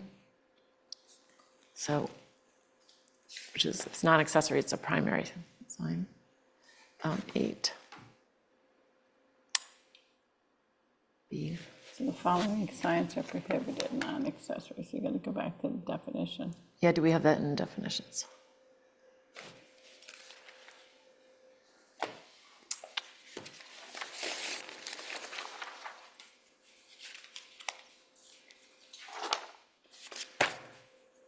Sign, non-accessory, a billboard, sign, or other advertising device which does not come within the definition of, does not come within the other definitions of sign in this section. That's real clear. Looks like a catch-all. It's a catch-all, that's right. Son of a Yeah. 6 I like it. I like that one. So now we go back to what? So whatever it is prohibited. So, Take that. So that means So- if we miss some definition Yeah. of sign somewhere, It's, it's not allowed. yeah. It's good. I like it. okay. All right. So that's good to answer non-accessory. All right.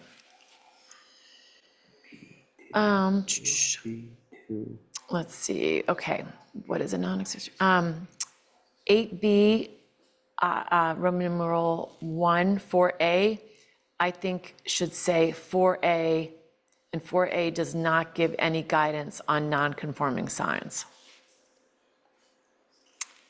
8B1. Can you say where that is again? Yeah, 8B, Roman numeral, 2, I'm sorry, Roman numeral 2, 4A. He says, I think it should say 4A, and 4A does not give any guidance on non-conforming signs. 8B. It says non-conforming signs which fail to comply with this bylaw.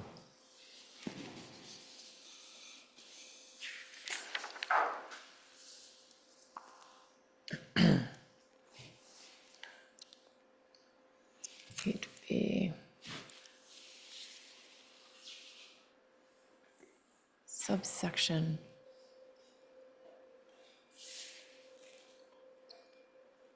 Say 4A.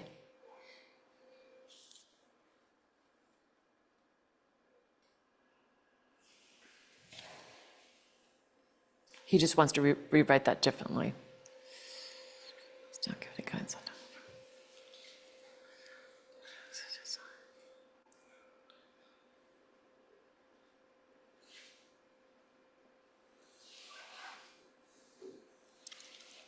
So it's describing the categories of existing signs back in 4.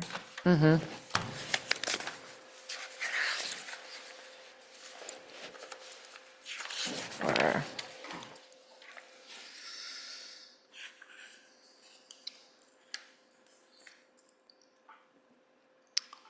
okay, no, conforming. Just say pre-existing non-conforming, which do not comply with the provisions of this bylaw. On Roman numeral 3, and then Roman numeral 4. Both refer to non-conforming. Did I hear correctly? KP Law writes zoning. I would Isn't that say, helpful? let them look at that.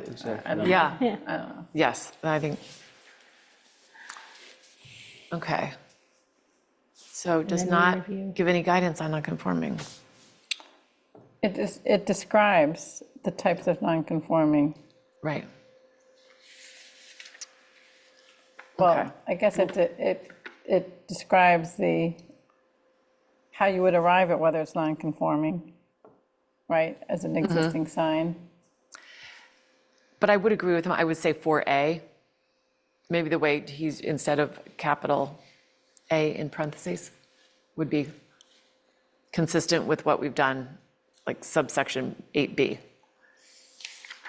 So maybe just a lowercase a and no parentheses Okay. on the, but then we'll leave it and let the KP Law look it over. All right, moving on. Did Nick get that? Oh, sorry, Yeah, yeah, but no parentheses. yeah, and no parentheses, yeah. But we also have Peter Mello had flagged that Master No Law, Chapter 48, Section 6 addresses pre-existing non-conforming uses. So I don't know if uses is different than signs, so, Right. and he's suspecting We can that. flag that. We can flag that for KP if that is where Okay. I had written that down. But Okay, Okay, so 8B, Roman numeral 17, and 10G, Roman numeral I3. I don't know what open face channel letters are. So I think we probably should have a definition for, because we have other definitions, but we don't have a definition for, sure. can double check.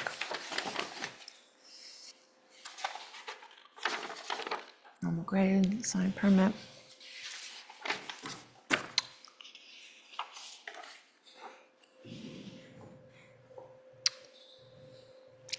Yeah, I didn't, looks like we have one that was struck at some It was- point. Yeah, oh, okay. So let's add that back in. yeah, because his comment was this is the bylaw's only reference to open face signs. So that was one of my questions.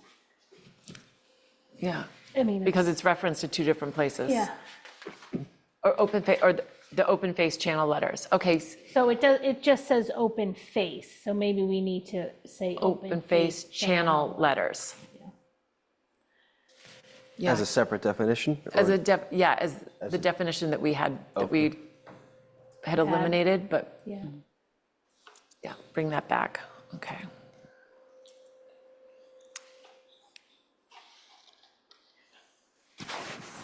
Okay, 10C, is the DPW okay with being in charge of telling people their bonding and insurance requirements?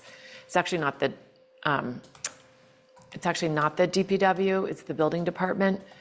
but the building commissioner did say that he thinks sidewalk signs should be permitted if we're going to require a sticker and if we require bonding. So I guess that's a question is, should we be requiring bonding and a sticker?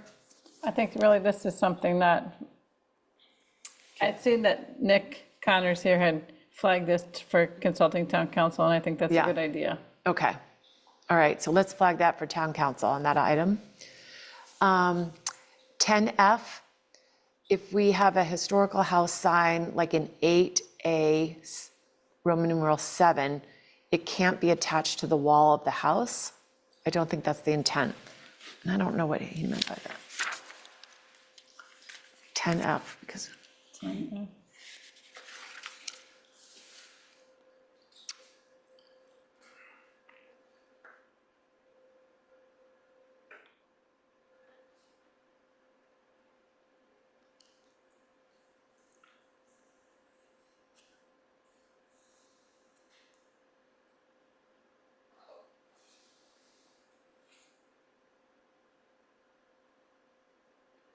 Well, are This is just- historical house signs exempt? exempt. Yeah. Yeah.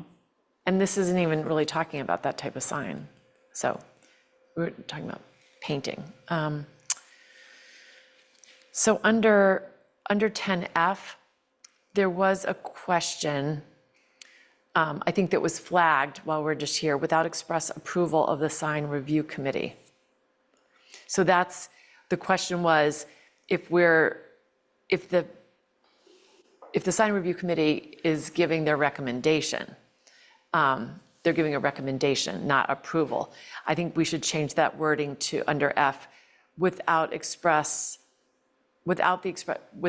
the recommendation of the sign review committee. Yeah. No sign shall be painted. So without a recommendation by the sign review committee. Go, Under 10. Where are we? I'm sorry. yeah, Sorry, right there, installation. 10F, the very top, where it says without express approval, we're not giving that authority of approval to the sign committee. It's without, Delete approval. recommend. And putting replace it with what? Recommendation. It's going to be recommendation.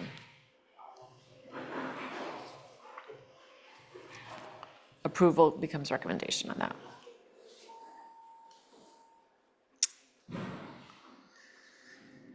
Okay. Are you good on that, Nick? Oh, wait, okay. Yep, I got it. Okay. And that shouldn't be underlined. Was that underlined? Without express It's, approval?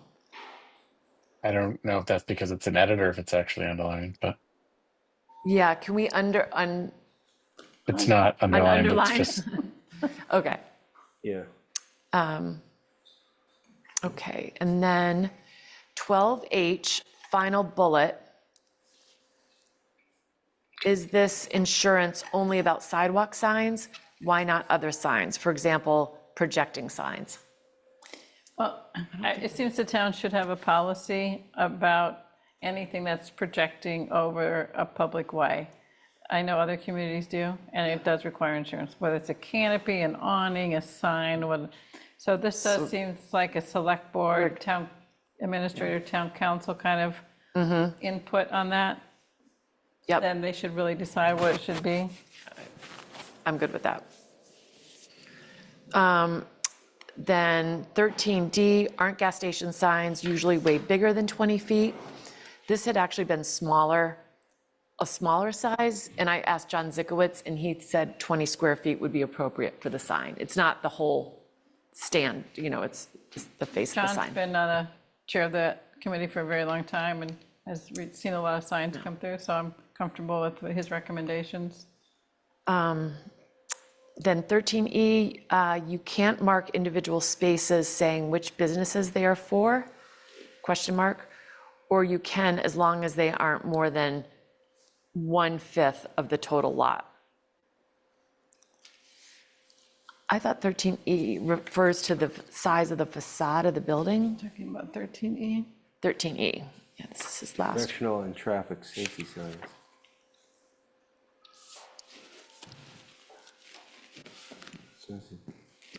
Can you read that? So that's, Or similar. yeah. You can't mark individual spaces saying which businesses they are for, or you can as long as they aren't more than 1/5 of the total lot. I think it's not the right reference. Well, unless Yeah. he's talking about marking the spaces on the side of the building.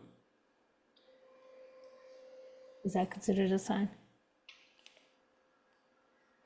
Well, I think there's usually, sometimes there's a sign, like if you pull in, or like Abbey Park, Navarre, like sometimes there's like a list of all the shops that are in the, That's a on the directory. site. That's a directory, but is that, are we talking about 13E?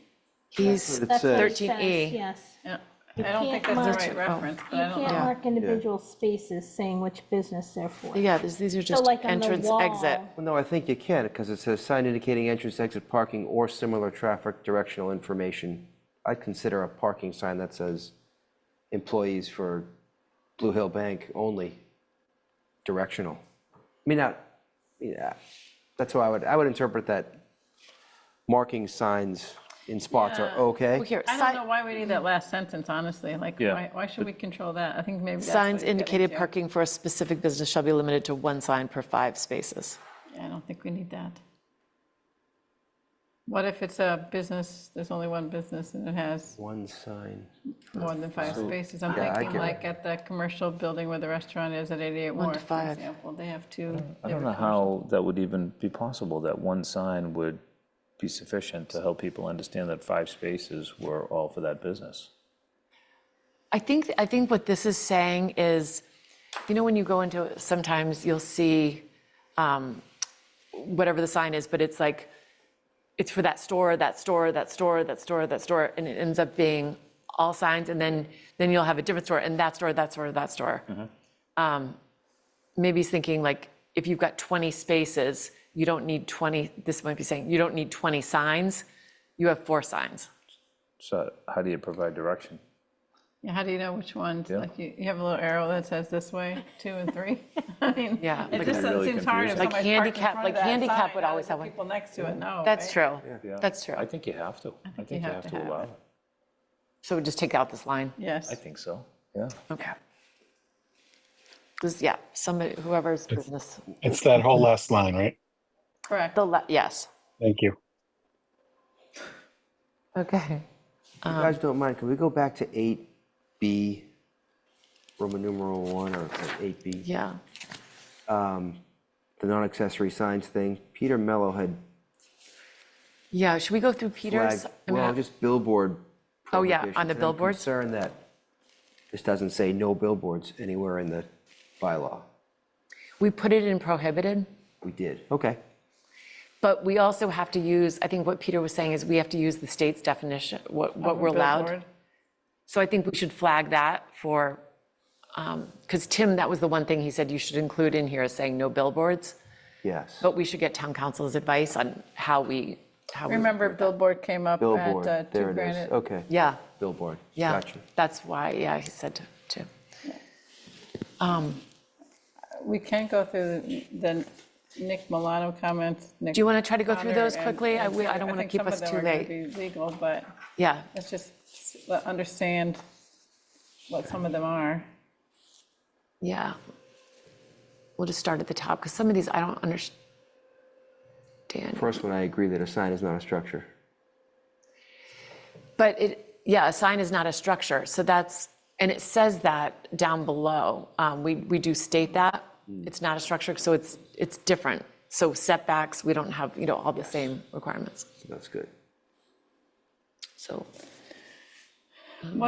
This other question about definitions, what definitions should go in 275-1 is the overall bylaw. This is a question overall, it needs to Nick- be fixed overall. That's what, that Yeah. money that we wanted to apply to codification would fix, that you have a definition section.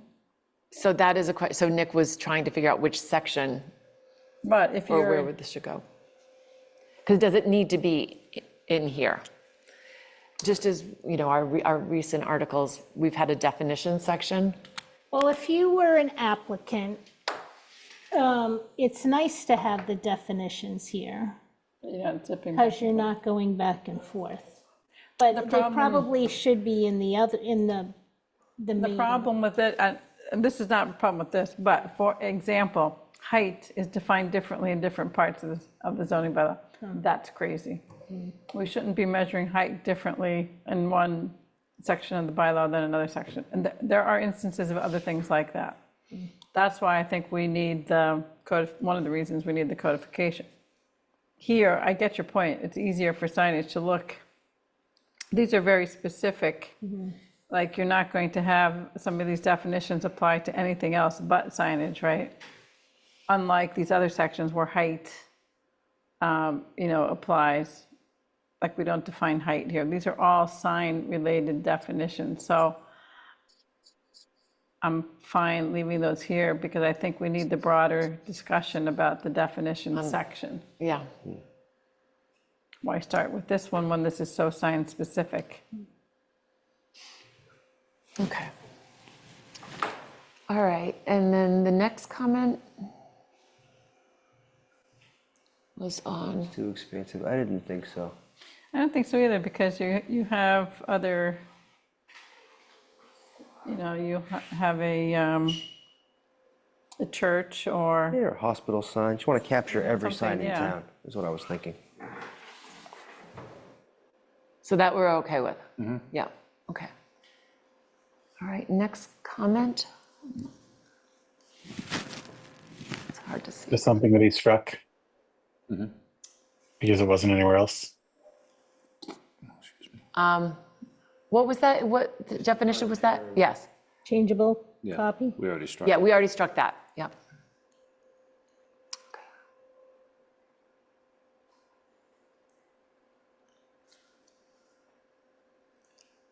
What was his comment on this?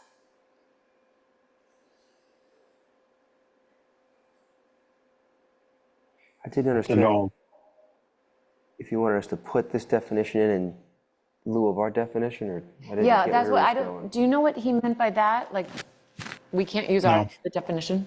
Okay, so let's no, I flag think, this. Okay, yeah, we can leave that for, Well, isn't he saying that the zoning bylaw defines sign in one way? That's what he writes? And our definition is obviously different? yeah, so that's one of these things where sign must be already in the definition section, right? With a different definition. So what we would need to do is either amend the other definition, or strike it there, or refer it to here. I think this definition is much more substantial than, then what we have, well, if that's the whole definition that he pasted into this, I agree, I like the definition that we're putting in. and you would think that in a document like we're working on here, that the definition is more substantial than what might be in the zoning bylaw. They just wouldn't go into the depth that I think this definition goes into. So maybe we would have to strike that. So other in area. so it's a question for them, I think, where we have this, I'm hoping, temporary period in which we're not addressing these definitions overall. Because otherwise, if you're someone, again, using the zoning bylaw, and you went to that, what you really would want it to do is have it refer you to this Yeah. in the interim, Yeah, right? I think what you said is exactly how it should work. Yeah. See if they're okay with A referral to this. referral to this. That's better than having two different definitions. Okay. So we'll add that comment for when they're reviewing, that would be good. Okay, and then this is where we do say that signs are not a structure, and I'm not sure why this was an issue.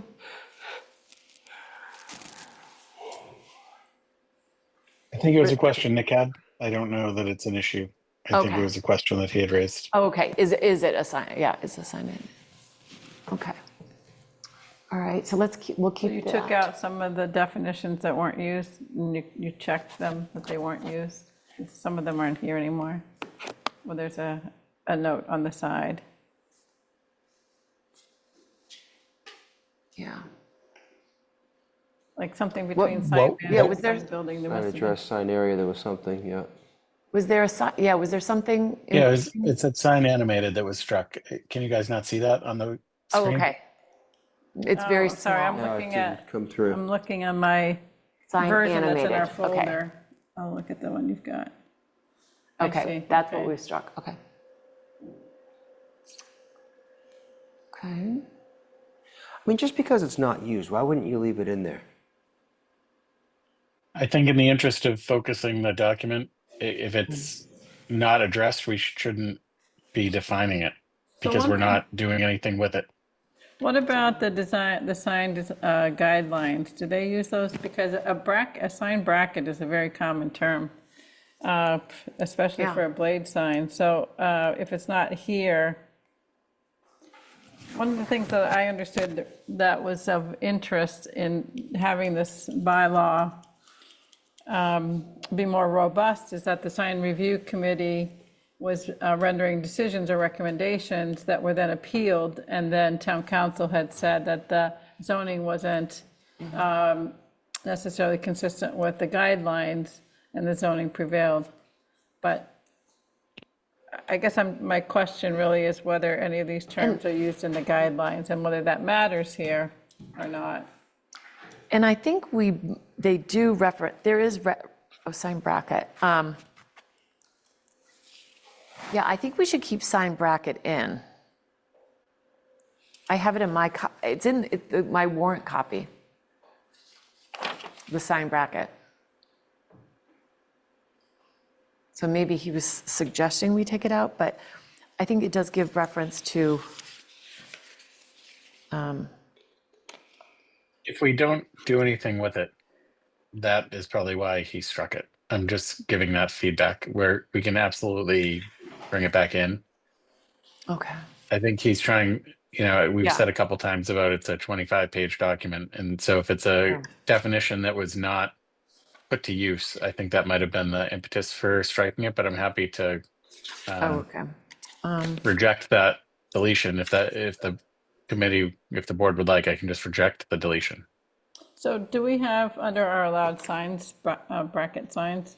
I'm more familiar with the term blade sign, but Probably from a layman's term, bracket. yeah. But under the Maybe it allowed should signs. be blade / bracket. I'm surprised we're not using it, I guess, is my point. Yeah. Yeah. So I'm 'Cause I trying feel to like look we- and see where we're saying the types of signs that are allowed. see if That's we what I should was add looking it too. in. Yeah, I did not know what a blade sign was before we had this discussion about this article. You see them all the time, but you know. don't realize that's what they're Directories. called. I can't stop looking at them now. I think they're really neat, but I feel like the more common is, oh, it's on a bracket. Oh, people come in, do you have a bracket? And when we talk about measurements, don't we refer to, I just don't think it hurts to have an extra couple definitions. I mean, I understand that we're 25 pages long, but Well, that's why if we could combine it with blade. yeah. you know what, we could add the word brackets under structure, which is 9A2, Roman numeral 2, where it talks about the computation of the area of a sign face shall not include the structure, supports, or uprights on which the sign face is placed, or in any portions of a sign structure that are not intended to contain any message or idea. But And the what I would say is, it's a type of sign. We've talked Yeah. about other types of signs. I'm trying to find here. Does anybody know offhand what section we've got those? Scrolling to find it. Building signs.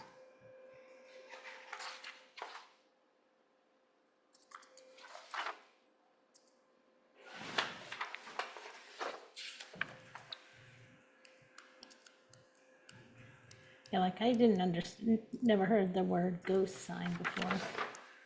Yeah. I didn't-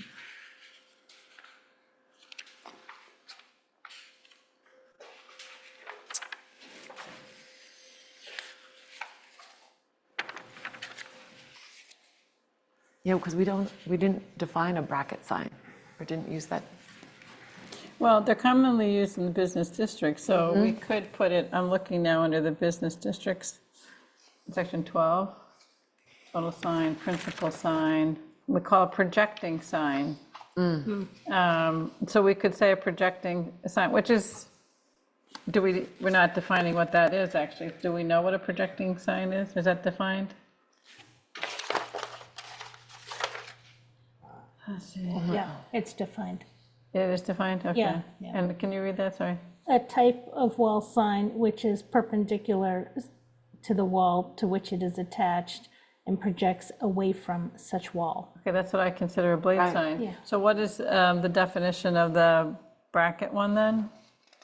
Is it different than the It is projecting? a sign mounted perpendicular to the building by means of a bracket, the design of which is meant to be decorative and integral to the sign's design, below which hangs the sign in a manner Okay, to so, withstand public or property damage from wind. so then what I would say is under 12B, the second bullet point, you could say a projecting sign or bracket sign shall not extend beyond the, et cetera. 'Cause then we'll use it. they're the same kind of sign in general, but the bracket's giving a little bit more definition Right. to what the attached. Style of, yeah. Okay. Oh, that's good.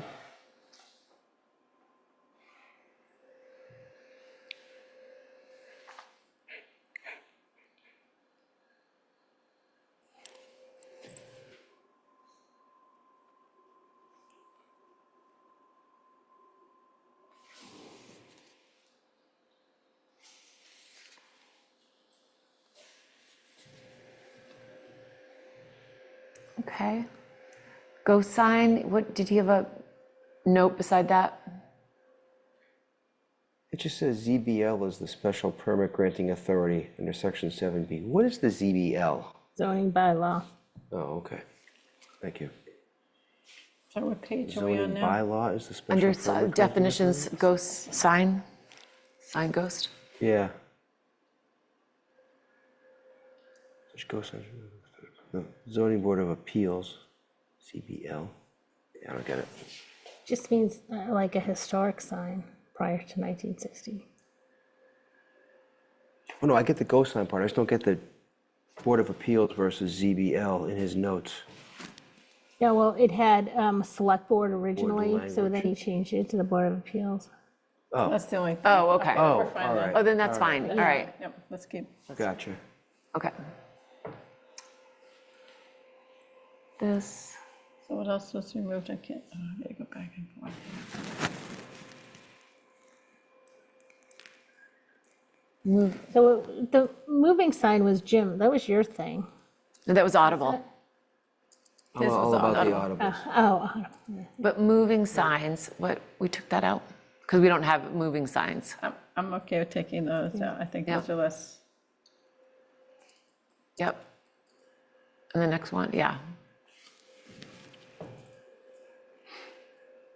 Okay. Non-accessory signs, here we are.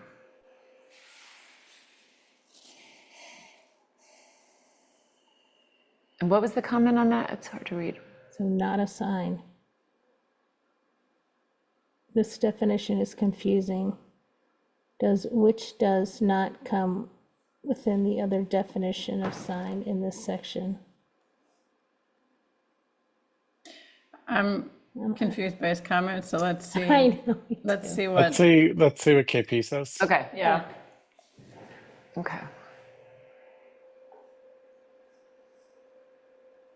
Did we already address So open? open face channel He signs, did, yep. the only thing in there, he did say, should we want to separately define billboard?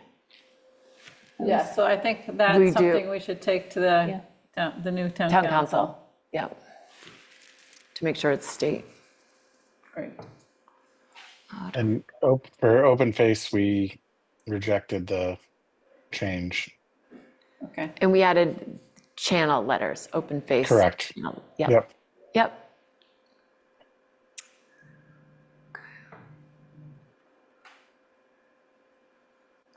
Primary wall. I was confused. I think on this too. Walls. What did he write on that? We don't use it. You just said that this is the only place it's referenced, Oh, primary and secondary wall. yeah, then maybe, You want me to flag that as well? yeah, maybe we don't need those. Is there a Just reason that we would yeah, need that? I mean, it seems to me almost like this is something that might be in the guidelines that they use because Because your front facade is where you want the sign. you want your primary Primary signage. sign. You know, you'll see some places where they put as much signage as they can. So like every facade is filled with signs. And I think the idea here is that you're selecting one to be your primary and then you're treating that differently than your secondary. But if that's almost like a design guideline to me more than here. So that's one of my questions, I think, Nick, is if this idea is that we're trying to help the sign review committee, and the zoning is what's binding, how, do they need to revise their guidelines to reflect this zoning change? And can they have terms that they use in their guidelines where they define them there and they're not in the zoning? I just want to make sure like we're not kind of leaving open further trouble for on appeal down the road, which as I understand has been part of the problem. So I can ask that question. I think the only piece that I would want to caution is if we're trying to complete it 12 days from now, I think is when you guys said the last meeting would be before we go to print. If we can get an answer in that time, fantastic, and we'll try to address that directly. If not, I think as a board, we'll have to decide how you want to move forward to town meeting if those are questions that are left unanswered. If it's something to do for the fall or later on down the road. I just want to, timeline wise, it's that week is the Right. same week the select board will be finalizing things and we go to print. So we will list all these things that we're asking for specific direction from KP with a note here. But in case we're not able to do that, since they came on Yeah. board on Tuesday, I just want to flag that for you all. Right. No, I get that with this, That with makes the sense. timing. I mean, unless, do we want to move a meeting date up earlier to, It depends how quickly they can review and respond too, right? so I can let you know, like, once we get their comments, if we feel like there's just a few things to button up, we could schedule. I mean, based on, this discussion, if you move it up earlier, well, I'm away still. I think you've heard my points on this. I think I'm fine with You would be whatever okay? you work All right. out. Based on Since, town since council. I doubt they'll have it reviewed True. before I leave, so. Okay, all right, so, no, this one, This is one we struck, or it has been struck. okay. Well, So Do it, that seems like a legal provision, so I don't really have any comment on it. that's fine, yeah. okay.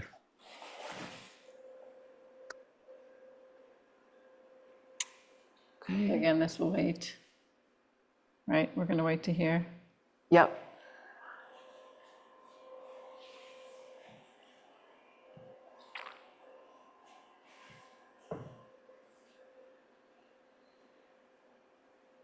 We changed that a little bit, Yep, so I can, we can, yeah, I'll just put KP review there since we changed it tonight. right, okay.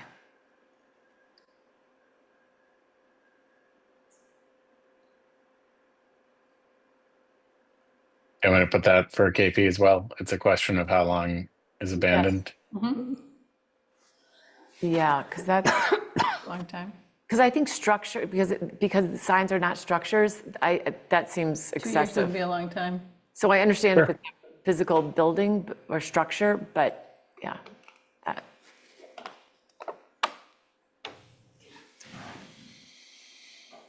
That first question looks like it has been struck. Yep, I can answer. Select board. Select board sets the fee schedule. That's a Nick one. So that was, yeah, select, didn't we mean for that to be the building department sets the fees? That's right. But Nick is saying it should be the select board, so let them Okay, decide who should okay. do it. I think the select board sets the fees that are recommended by the building department generally to stay in line with, Okay, and And fines, Okay. they set the fines too, so that's the other thing. Fees and fines maybe should be consistent yeah, across, okay, I think that's their duty throughout the Yeah. town. yeah. They have all financial. okay.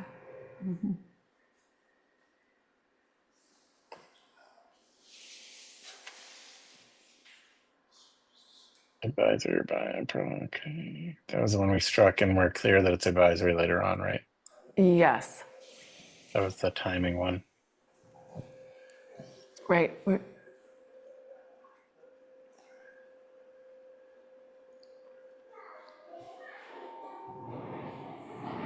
Hello, boys. Little voice, yeah. Yeah, someone's a plate. Yeah, maybe mom has to bring Yeah, a child, or dad has to bring a child today. yeah. Okay, permit revocation, we talked about this. We address, yep, Yep, structure question. expiration date. And we'll get, So this penalties again, that I think that just is select board to decide. yep. Design review.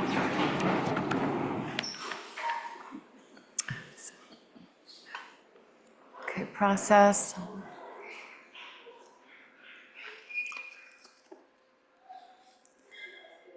We said advisory, that was the next one that came up. Yep. Failure to sign review. We addressed that one too, right? Let's see. I think so. Yeah. Advisory. I was waiting to define the sign guidelines handbook.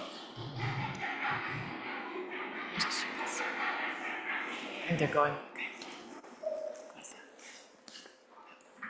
They're coming back. All right. So this is D. So if a number of these questions are related to Peter's interpretation, do we want to wait and see what KP says? That's what Yeah. I'm wondering, maybe, yeah. Definitely. But I Okay, do think we should define, since it's capitalized here, when you have something capitalized, it should be defined. And it is something that's part of one of the drivers for this whole effort. And then under D, the consideration of how the proposed sign relates to, we had started, this is where I thought we had decided design guidelines for the last, because we don't need all of this. This was sort of our various ideas for the definitions of criteria for design guidelines. Did we, So let's, which one did we, was either this requirements contained within design guidelines at locations for which they exist? so I think what we were talking about is for what they should consider is, the sign review committee should consider the guidelines For in those- districts for which they exist. So right now, we know that Milton Village and East Milton Square have design guidelines which do Right. touch upon signage, right? So the idea here was that the sign review committee should consider those. Right. But which did we? I think all of this green was related to that. It was. So we only need one bullet. And so I think which one do we want to say criteria for design guidelines? Or, excuse me, I think the second, requirements contained within design guidelines at locations for which they exist, Yeah, I like that one. That one is fine. or the design guidelines for those signs located in overlay districts for which they exist, for which there exist design guidelines. You could say for districts or overlay districts. If you don't want to say at location. I think Yeah, 'cause that seemed a districts little would wordy, capture so maybe both. that's. So we'll scrap the criteria for design guidelines within the district provided dot, dot, dot. And then we'll bullet requirements contained within design guidelines at locations or overlay districts for which they exist. Design guidelines located in,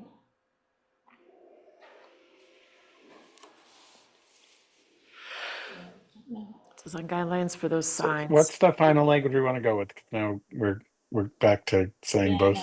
Sorry, yeah. We only have design guidelines in our overlay districts. Currently, they're in the overlay districts, but they have their own guidelines, they're separate guidelines. So Right. those apply to the business districts. True. And I don't know that we know that there's a lot of signage which is in locations which are not in the business districts. That's been a problem because they haven't been subject to any design guidelines. Right. So I think we had said that those should be subject to the business district requirements. So here it says that first they go to this section of the zoning, second they go to their guidelines handbook, and third they go to where we have design guidelines elsewhere in town, right? So right now we only have them in overlay districts, but that could change. We could have them in a business district, or we could have them for a business sign in a residential area. So I still think we could say at locations for which they exist. Because then We can put them anywhere. someone would say, well, where's that? And right now it's 2 places, but in the future, if you add one and it's not an overlay district, then it's not covered. Right. Right. All right, so let's take out the last sentence then and just end with exist at locations or You could say at locations or in overlay districts for which they exist. if you want to be Yeah. specific. Yeah, that's what we Just have keep up it. there, and it's Yeah. great. And then we'll remove that last sentence. So we just have one clean bullet. Okay. All right. Then what was this said product? What's it say? Our recommendations. Such graphics, symbols, logos, or letters and secondary signs should be proportionally smaller. I thought that was clear. Yeah, I don't have a problem with it. Yeah. So I think that's fine. Sign review.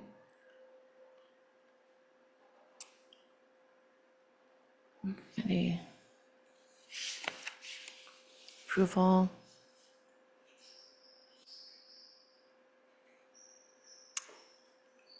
Two, approval and conditions. Since it's advisory, I think the answer to next question is yes. Yeah, I'm with Correct, you. I yes. agree. Yep. I agree. Yeah. Not that they would do it regularly, but it's possible. Right.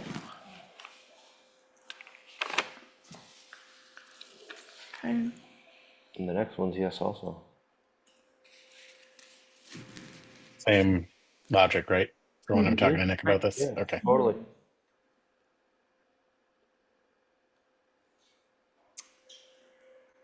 Okay. They don't like it, the committee, but. Okay, appeal. Okay.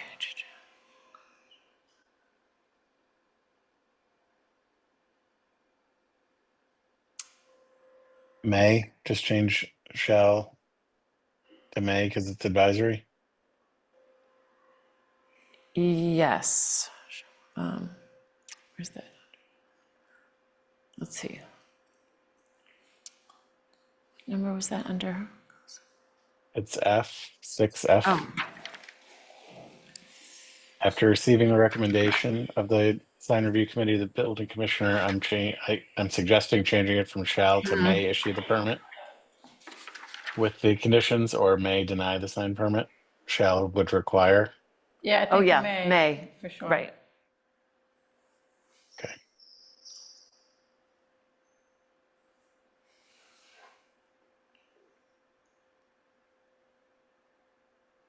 Although we say shall in all different, Yeah, but that's, it says shall recommend. So that, You do want them to make a recommendation, Recommendation. though. yeah. You don't So want we them to should give keep an shall. option. No, No. no, because we're talking about the building commissioner, not the review committee at oh, I'm that point. sorry, okay. So to Cheryl's point, we do want to compel the committee to make a recommendation up or down. Right, But being an advisory opinion given to the building commissioner, we want them to retain the right okay. to either issue or not. Recommend. Okay, so we're substituting may in each of these? For 6F, it's just from shall to may, there's 2 spots. I have E on mine. Might Under have been added, it looks recommendation? like it's new. Okay, Yeah, because it also does have under bullet point 3, this could be one of the ones Denial? that Kathleen was talking about, actually. so That denial says shall also. So the board is supposed to be basing their work off of the review. So it's not the same thing. The mays are for the building commissioner, not for the board. Okay.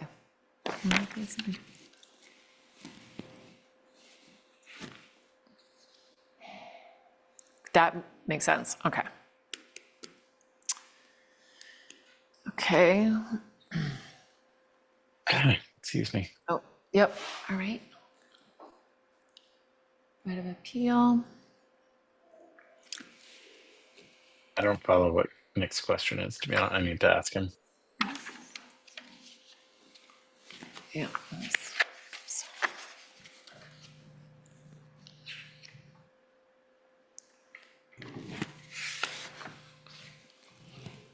This looks good. Okay, we'll ask him about that, what he's, Okay.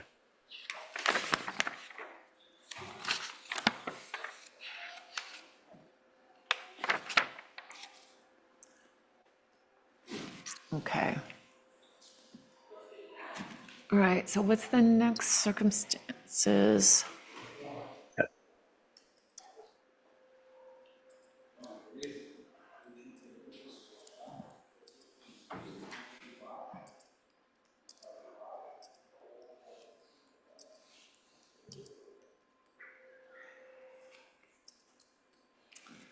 So here under, I think it's a similar question for the next one, which Nick asked above, which is, can you just skip the review committee and go straight to a special permit?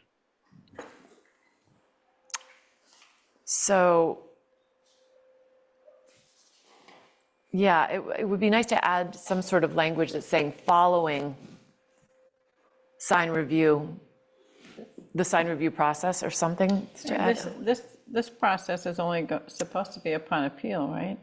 Yeah, They're only say- supposed to go to the Board of Appeals if they're appealing a decision, which generally would be a denial or an approval with conditions that they don't agree with. So could I put a note here saying we'd look for suggested language to compel the sign review process yeah, Yes. and ask for KP's input? yes. Okay. Like even saying upon appeal. Yeah, You 'cause can't Special get to the permits. ZBA without a denial letter from the building commissioner, right? well, You just can't No, just, you you can can't just apply apply to the ZBA without for any. relief, yeah. Yeah, I think some people, if they want to put a deck on and they know it's, the attorney tells them, their attorneys, this is non-conforming or this is not, So we'll look to Denial KP letter. to give language All specific right. to the signage. okay, sounds good. All right, next. It's a question of timing, which we can make sure KP reviews to be consistent. Good. So under circumstances, under C, Roman numeral 2, I had a question Letter and then go to the ZBA. because it says, each decision shall be filed in the office of the town clerk within 30 days after the hearing by the building commissioner.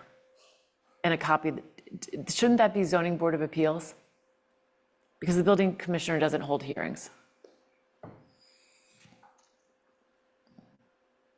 Yes. Okay, So I think there's updated that. zoning board of appeals there, okay. Really, 90 days, though? So here, the decision's already been made. Within Now 30 you have days. to have, they 30. have 90 days to file it? That's We'll change it back to 30. Yeah, change that back, that should be 30, sorry. Okay, there we go. Wrong. Well, don't you have to wait 21 days to see if anybody appeals your, But that's only done after you file. So if you haven't No, I filed it think- with the clerk yet, then oh, I thought the Board of Appeals has a 21-day period where anybody can contest it, and then you file after that 21 days. If we give them Can you 30, flag this for give it them detail 9 from- days. Yeah. Yeah, let's, I think that 30 days, zoning board, okay? And then Kathleen, we changed on number 3, zoning board of appeals from board, we fixed that, okay. All right.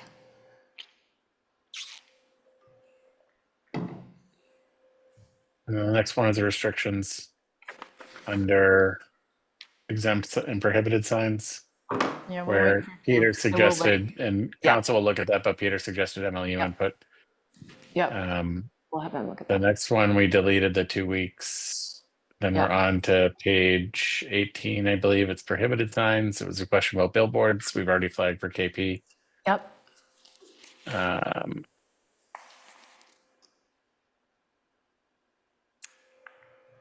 The next question is prohibited signs in the right of way. So that's consistent if I'm not Right. mistaken, right? yep, With all the changes we've made now. Open face channel, he said, what does it mean? We brought back in the definition, so it's in the definition section. Did you have a question? Sorry.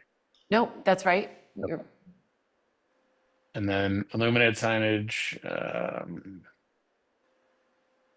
Aren't some forms of illuminated signage allowed elsewhere in the bylaw? It's a question he asked. I don't know how to address that.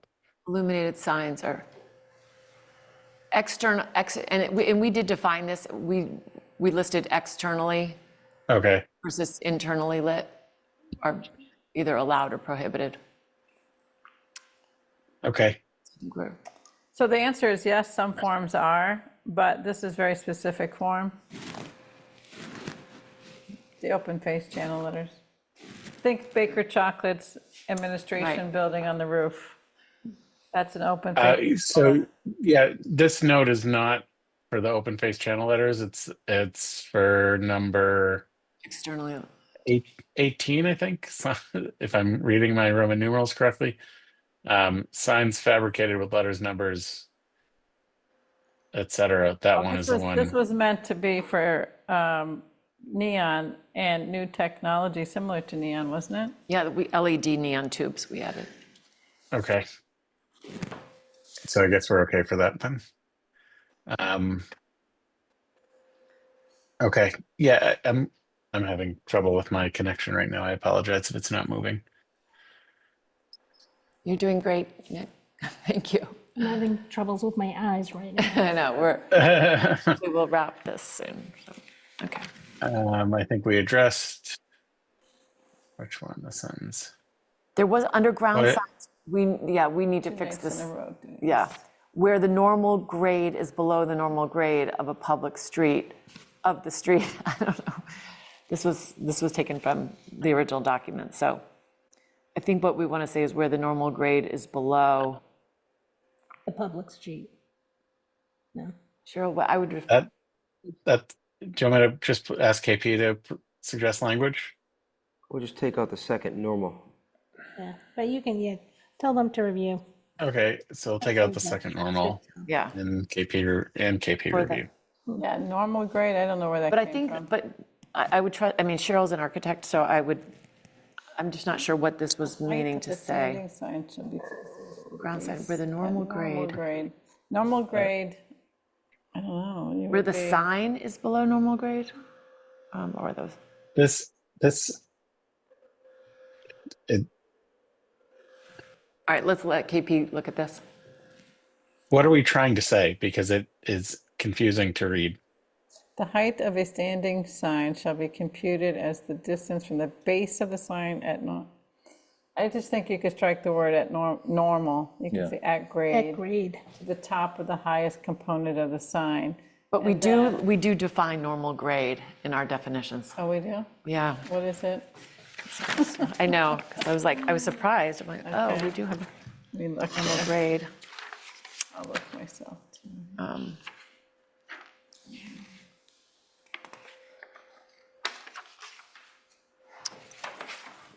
Let's see, where did I see it? Normal grade, the lower of 1, exterior grade prior to construction, or 2, the newly established grade after construction, exclusive of any filling, berming, mounding, or excavating solely for the purpose of locating the sign. That's confusing. Is it talking about a billboard there? That you might put a billboard on a berm to raise the, Well, I mean, you can think about like the sign down at the hospice at the intersection of Randolph and Reedsdale. like- okay. So for the language here, the height of a standing sign shall be computed as the distance from the base of the sign at grade to the top of the highest component of the sign. And then do you want to just strike the second completely? Let me go back and look, because I'm looking at the Yeah, grade definition here. Because I don't know It's what on the, this, Getting back to the screen, sorry, hold on.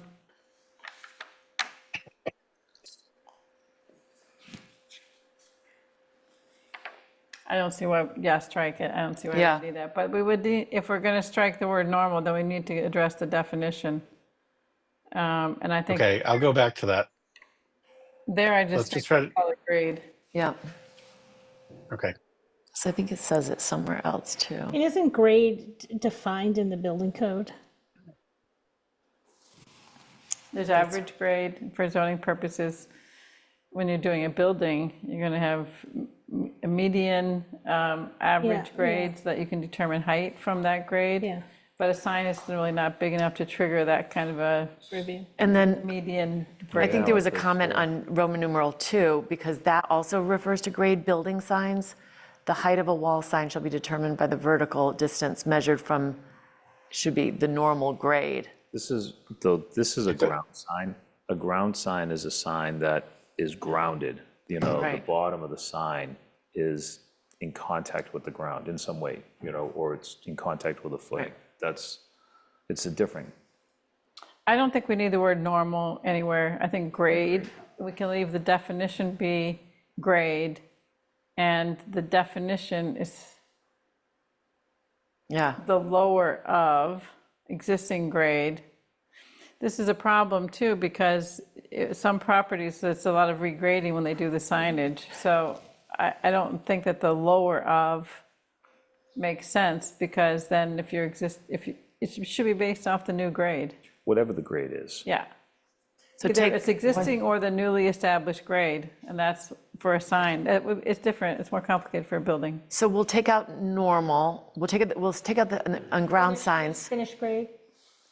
Well, I think Okay, this so addresses for- a building like the Blue Hills Bank building, where you have street level and then the parking lot dips down. So if you look at the median grade of that building, your sign would be really low, whereas you want it at street level. I think that's It why they doesn't talk, I think that's I why don't they think it talks about the normal median grade. anywhere. Yeah, So the lower of existing grade prior to construction or the newly established grade after construction period.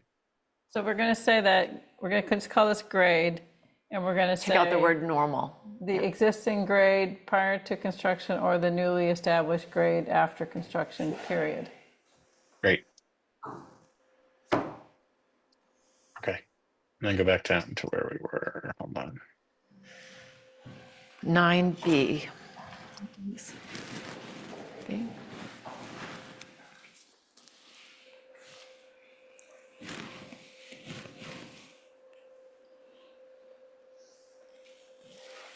Okay.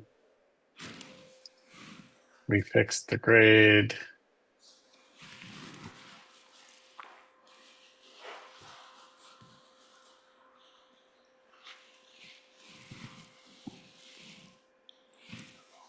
Okay, Okay. all right, yeah. Nick incorporated the reference to corner clearance already. We have Right. a consult town council note. Advisory Yeah, question.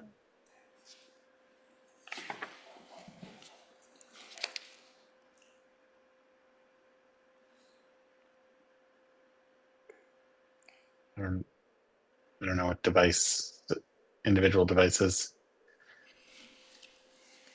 yeah, was he asking?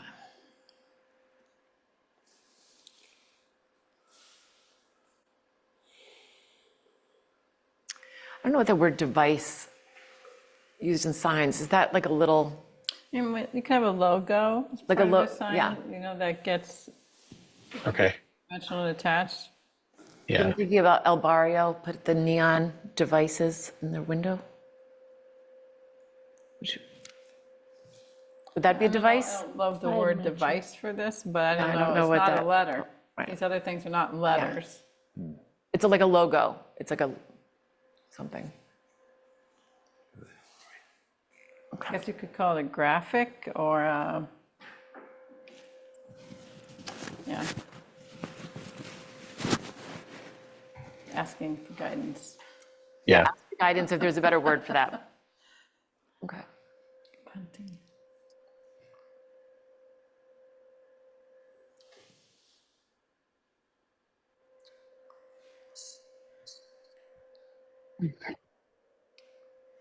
Permitted.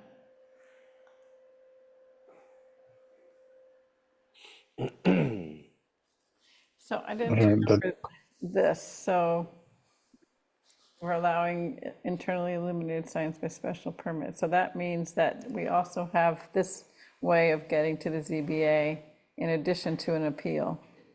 So that needs to be factored into what we were discussing in the earlier section. But I think that was our goal to, because I don't know if this is, if we can prevent somebody from going to the ZBA on any issue, can we prohibit neon signs in our bylaw? And, because I thought what we were saying is, the only thing that you could get a special permit for of the prohibited signs is the internally illuminated sign. But I don't know, that's a legal question. Yeah, because I think we were thinking about the gas stations, the service stations. Right, All right, yeah. Because we have prohibited signs, Yeah, and neon tubes are in there. and we put the neon tubes, yeah. But can they still go to the ZBA on any of these? but only upon denial, I think, otherwise. Yeah, which they would be can't circumvent the denied, entire process. right, that they would be denied, and then, yeah, okay. So then do we need to have internally lit signs? Do we need that at all, or do we put that in just prohibited, and then? I mean, I think that there's And then times. they go, if it's prohibited, they go to the sign review, they say it's prohibited, sorry, you can't get it, they get a denial, and then they go to the ZBA. Or they don't get denied. Well, they would deny it, but they could say, but we support, they could write a letter saying that we support them getting an internally illuminated sign in this location, and somehow, And then send it to the ZBA. ZBA, right, Because sending it to the ZBA then gives rights to abutters. and I think they just did that with another sign. They basically said, for the process, we have to deny it, but we suggest you go to the ZBA, and we'll support that. Well, on I a think ZBA level. keeping it separate does indicate that under certain circumstances, we think it's appropriate. And I think that we did discuss that that's probably the case, particularly for some of these kind of businesses. It's not like. I think we discussed this. I think we discussed this at the last meeting in August, actually. And John was supportive of doing it, yeah, by special permit. Okay. Okay, so we'll keep that, okay. We defined open face channel. That was his next question. I don't know what this question is.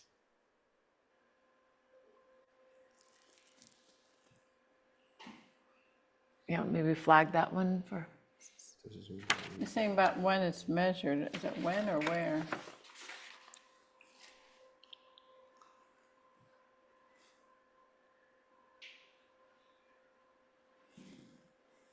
What number are you looking at? That, Ooh, would it intensity? matter what time of day these measurements are taken? Peter Mello's comment?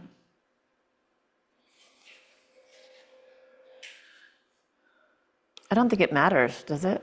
That's what I wanna look Well, I I don't know.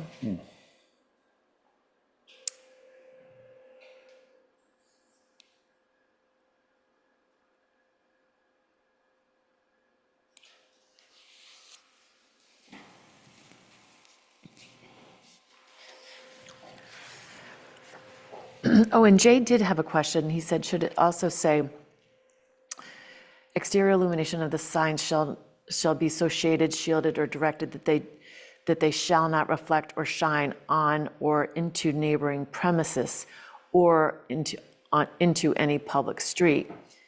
Then it says, the intensity of such light shall be deemed acceptable if it does not exceed a factor of 3 above the ambient light intensity at any point on the ground. And he said, should it say on the neighboring ground? No, because Or is it's it on not, any it's ground? not allowed to go onto the neighboring ground. Shall not reflect or shine onto the neighboring. So yeah, so the factor of 3 should be on its own property, so that it doesn't shine onto the neighbors. Right, is that? So we'll like, keep that the as light is. trespasses, so the light doesn't go onto the neighbor property. But sometimes there's a neighbor who, especially in the fall, when the leaves are gone, can look out their bedroom window over to another neighboring and see the light that's on. So that light trespass is not on the neighboring property, but the question is, how bright can that light be? Right. So this is, Yeah, so the question about whether it matters what time of day that these are measured, it probably does, but I don't know that we know what to put here for what time of day. It would have to be when the sun's down, right? Yeah, because a light doesn't It's a big show. ask to have the building inspector go and look at light trespass at night. Well, normally what happened, it was a neighbor would take a picture with a timestamp. well, we're science here. But, oh, yeah, so but we this is have the a light. lights. But we have a light bylaw. Coming down the pike. Oh, yeah, I know, But that's, so is the same thing going to apply to like a sign? If you see a sign, this must be some sort of standard. can you, is it okay to see the lights lit up at night? What's the whole purpose of a sign? Well, I would think it wouldn't matter what time of day, because if it's daylight, it's not going to exceed a factor of 3. If it doesn't exceed a factor of 3 at night. If I'm the building inspector, I would ask, how do I measure this and how do I enforce this? But he hasn't asked that, right? He may not have raised that question because Peter's question was here. Yes, correct, okay. So Should we? the inverse of what you described, Meredith, is that it could fail at night and then not fail during the day, this measurement, Right, and be in violation at night. But right. I certainly don't have the expertise. I don't know if anyone on the board does, to make the determination that Peter's looking for, or if we can ask Yeah. if the building inspector has any expertise in his office or personally. But if no one here knows, then I think we should highlight that we either have to ask Michael White or Yeah, or John. KP. John has Yeah. familiarity of what they usually, their candle, how many candles that they allow. Illumination of foot candles. Okay. So So we'll ask them. yeah, well, I'll try to get an answer, see if John thinks that's normal and the building inspector. Okay. And the next one, I think.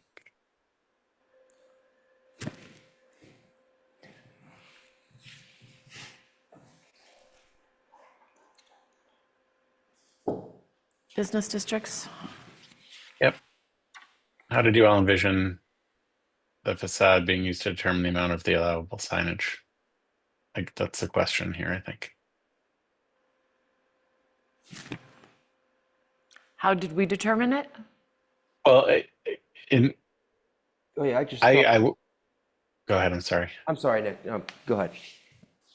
No, I'm just saying I came into this in August, so I don't know where the original draft of this came from.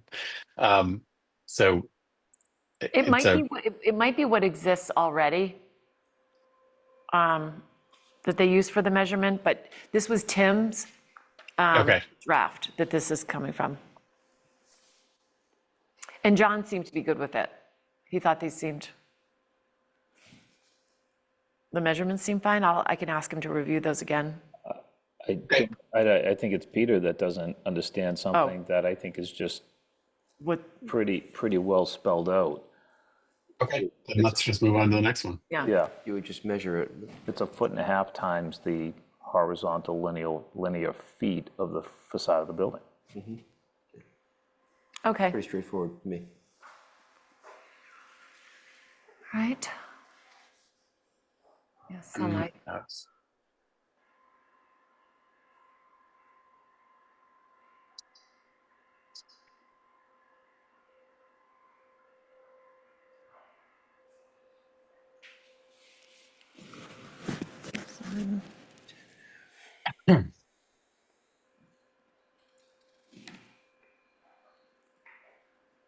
Total sign area, principal sign.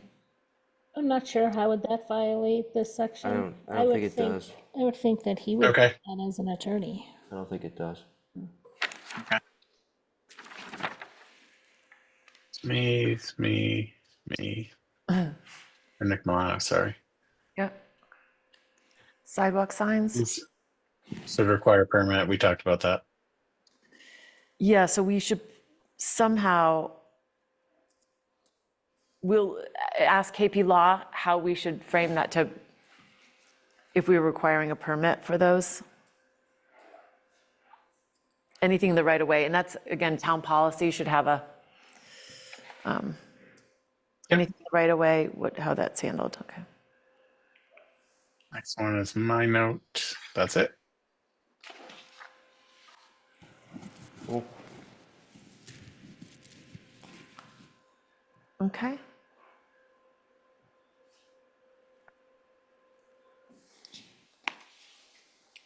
That's it? All right. Yep. All right, that's great. I'm glad we got through that. Thank you. I was going to say let's quit early, but I think since Cheryl's not going to be here, that we've gone through it now really pretty thoroughly, and now we'll wait to hear what KP. This is early.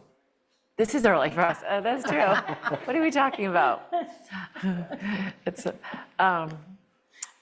yeah. So I think this is good. I think we should continue the public hearing just until our Tuesday. Did you want to see if there's anybody else online? Oh, yes, after listening? sure. After we put everybody to sleep. Nick, are you seeing any hands or anyone who wanted to add anything?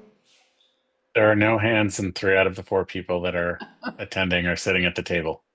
Okay, great. Okay, then I would entertain a motion to move the public hearing for our zoning articles. Before we sorry, get there, yes. just a little gratitude to Jay for writing all the questions he wrote. It's good, Yeah. it was helpful. Yeah. No, Good to that get through was, all it that was stuff, so, good. He really, yeah, nice. and Larry Johnson also, And yeah, Larry Johnson, who's been looking at this, who's on the sign review committee and the warrant committee. Excellent. Macy Lee, who's been looking over this, they're sort of our representatives, so, Well, thanks to Larry and Macy too. yeah, and we'll want Nick to, and Nick and to and Nick, God, what patience those two have. I know. We should hire more Nicks. Every Nick we have has a lot of patience. Yes, so, and we'll want to get our updated drafts, and once we get the feedback to the warrant committee, so I think they'll appreciate, and Jay will recognize all the changes we've made, so. Great. Okay, so with that, I would entertain a motion to move the public hearing for the zoning articles for Fall Town Meeting to Tuesday, September 23rd at 7:05 PM. So moved. Second, Second. all in favor? Aye. Okay, so that, I know, Maggie, you just wanted to say just one thing, just a little update before we adjourn, and Yeah. so, For those of you who aren't aware, an anonymous complaint was filed against me with the State Ethics Commission.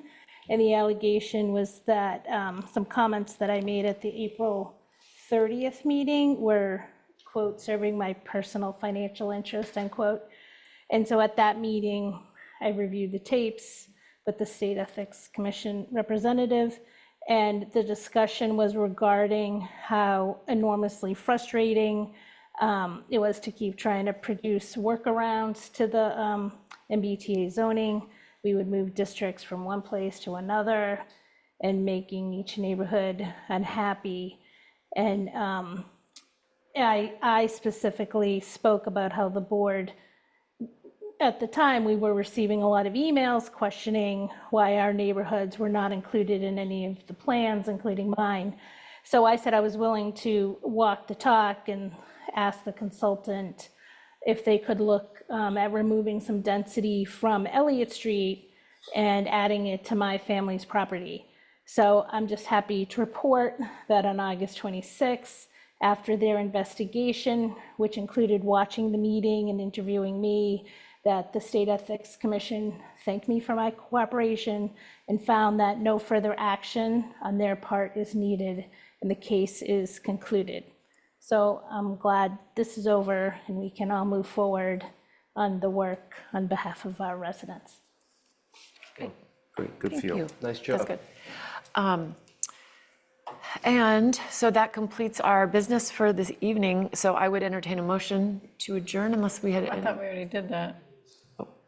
No, Oh, we closed No, it. we closed the public it was hearing. the public hearing. Maybe in my mind, we Yeah.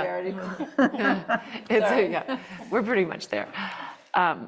So a motion to adjourn unless there's anything else? Anyone? Nick, is there anything else you wanted to add? No, nothing. All right, Make a motion to adjourn? second, Second. all in favor? Aye. Good evening. That's Okay. That's what happens when you spend 2 evenings going my way.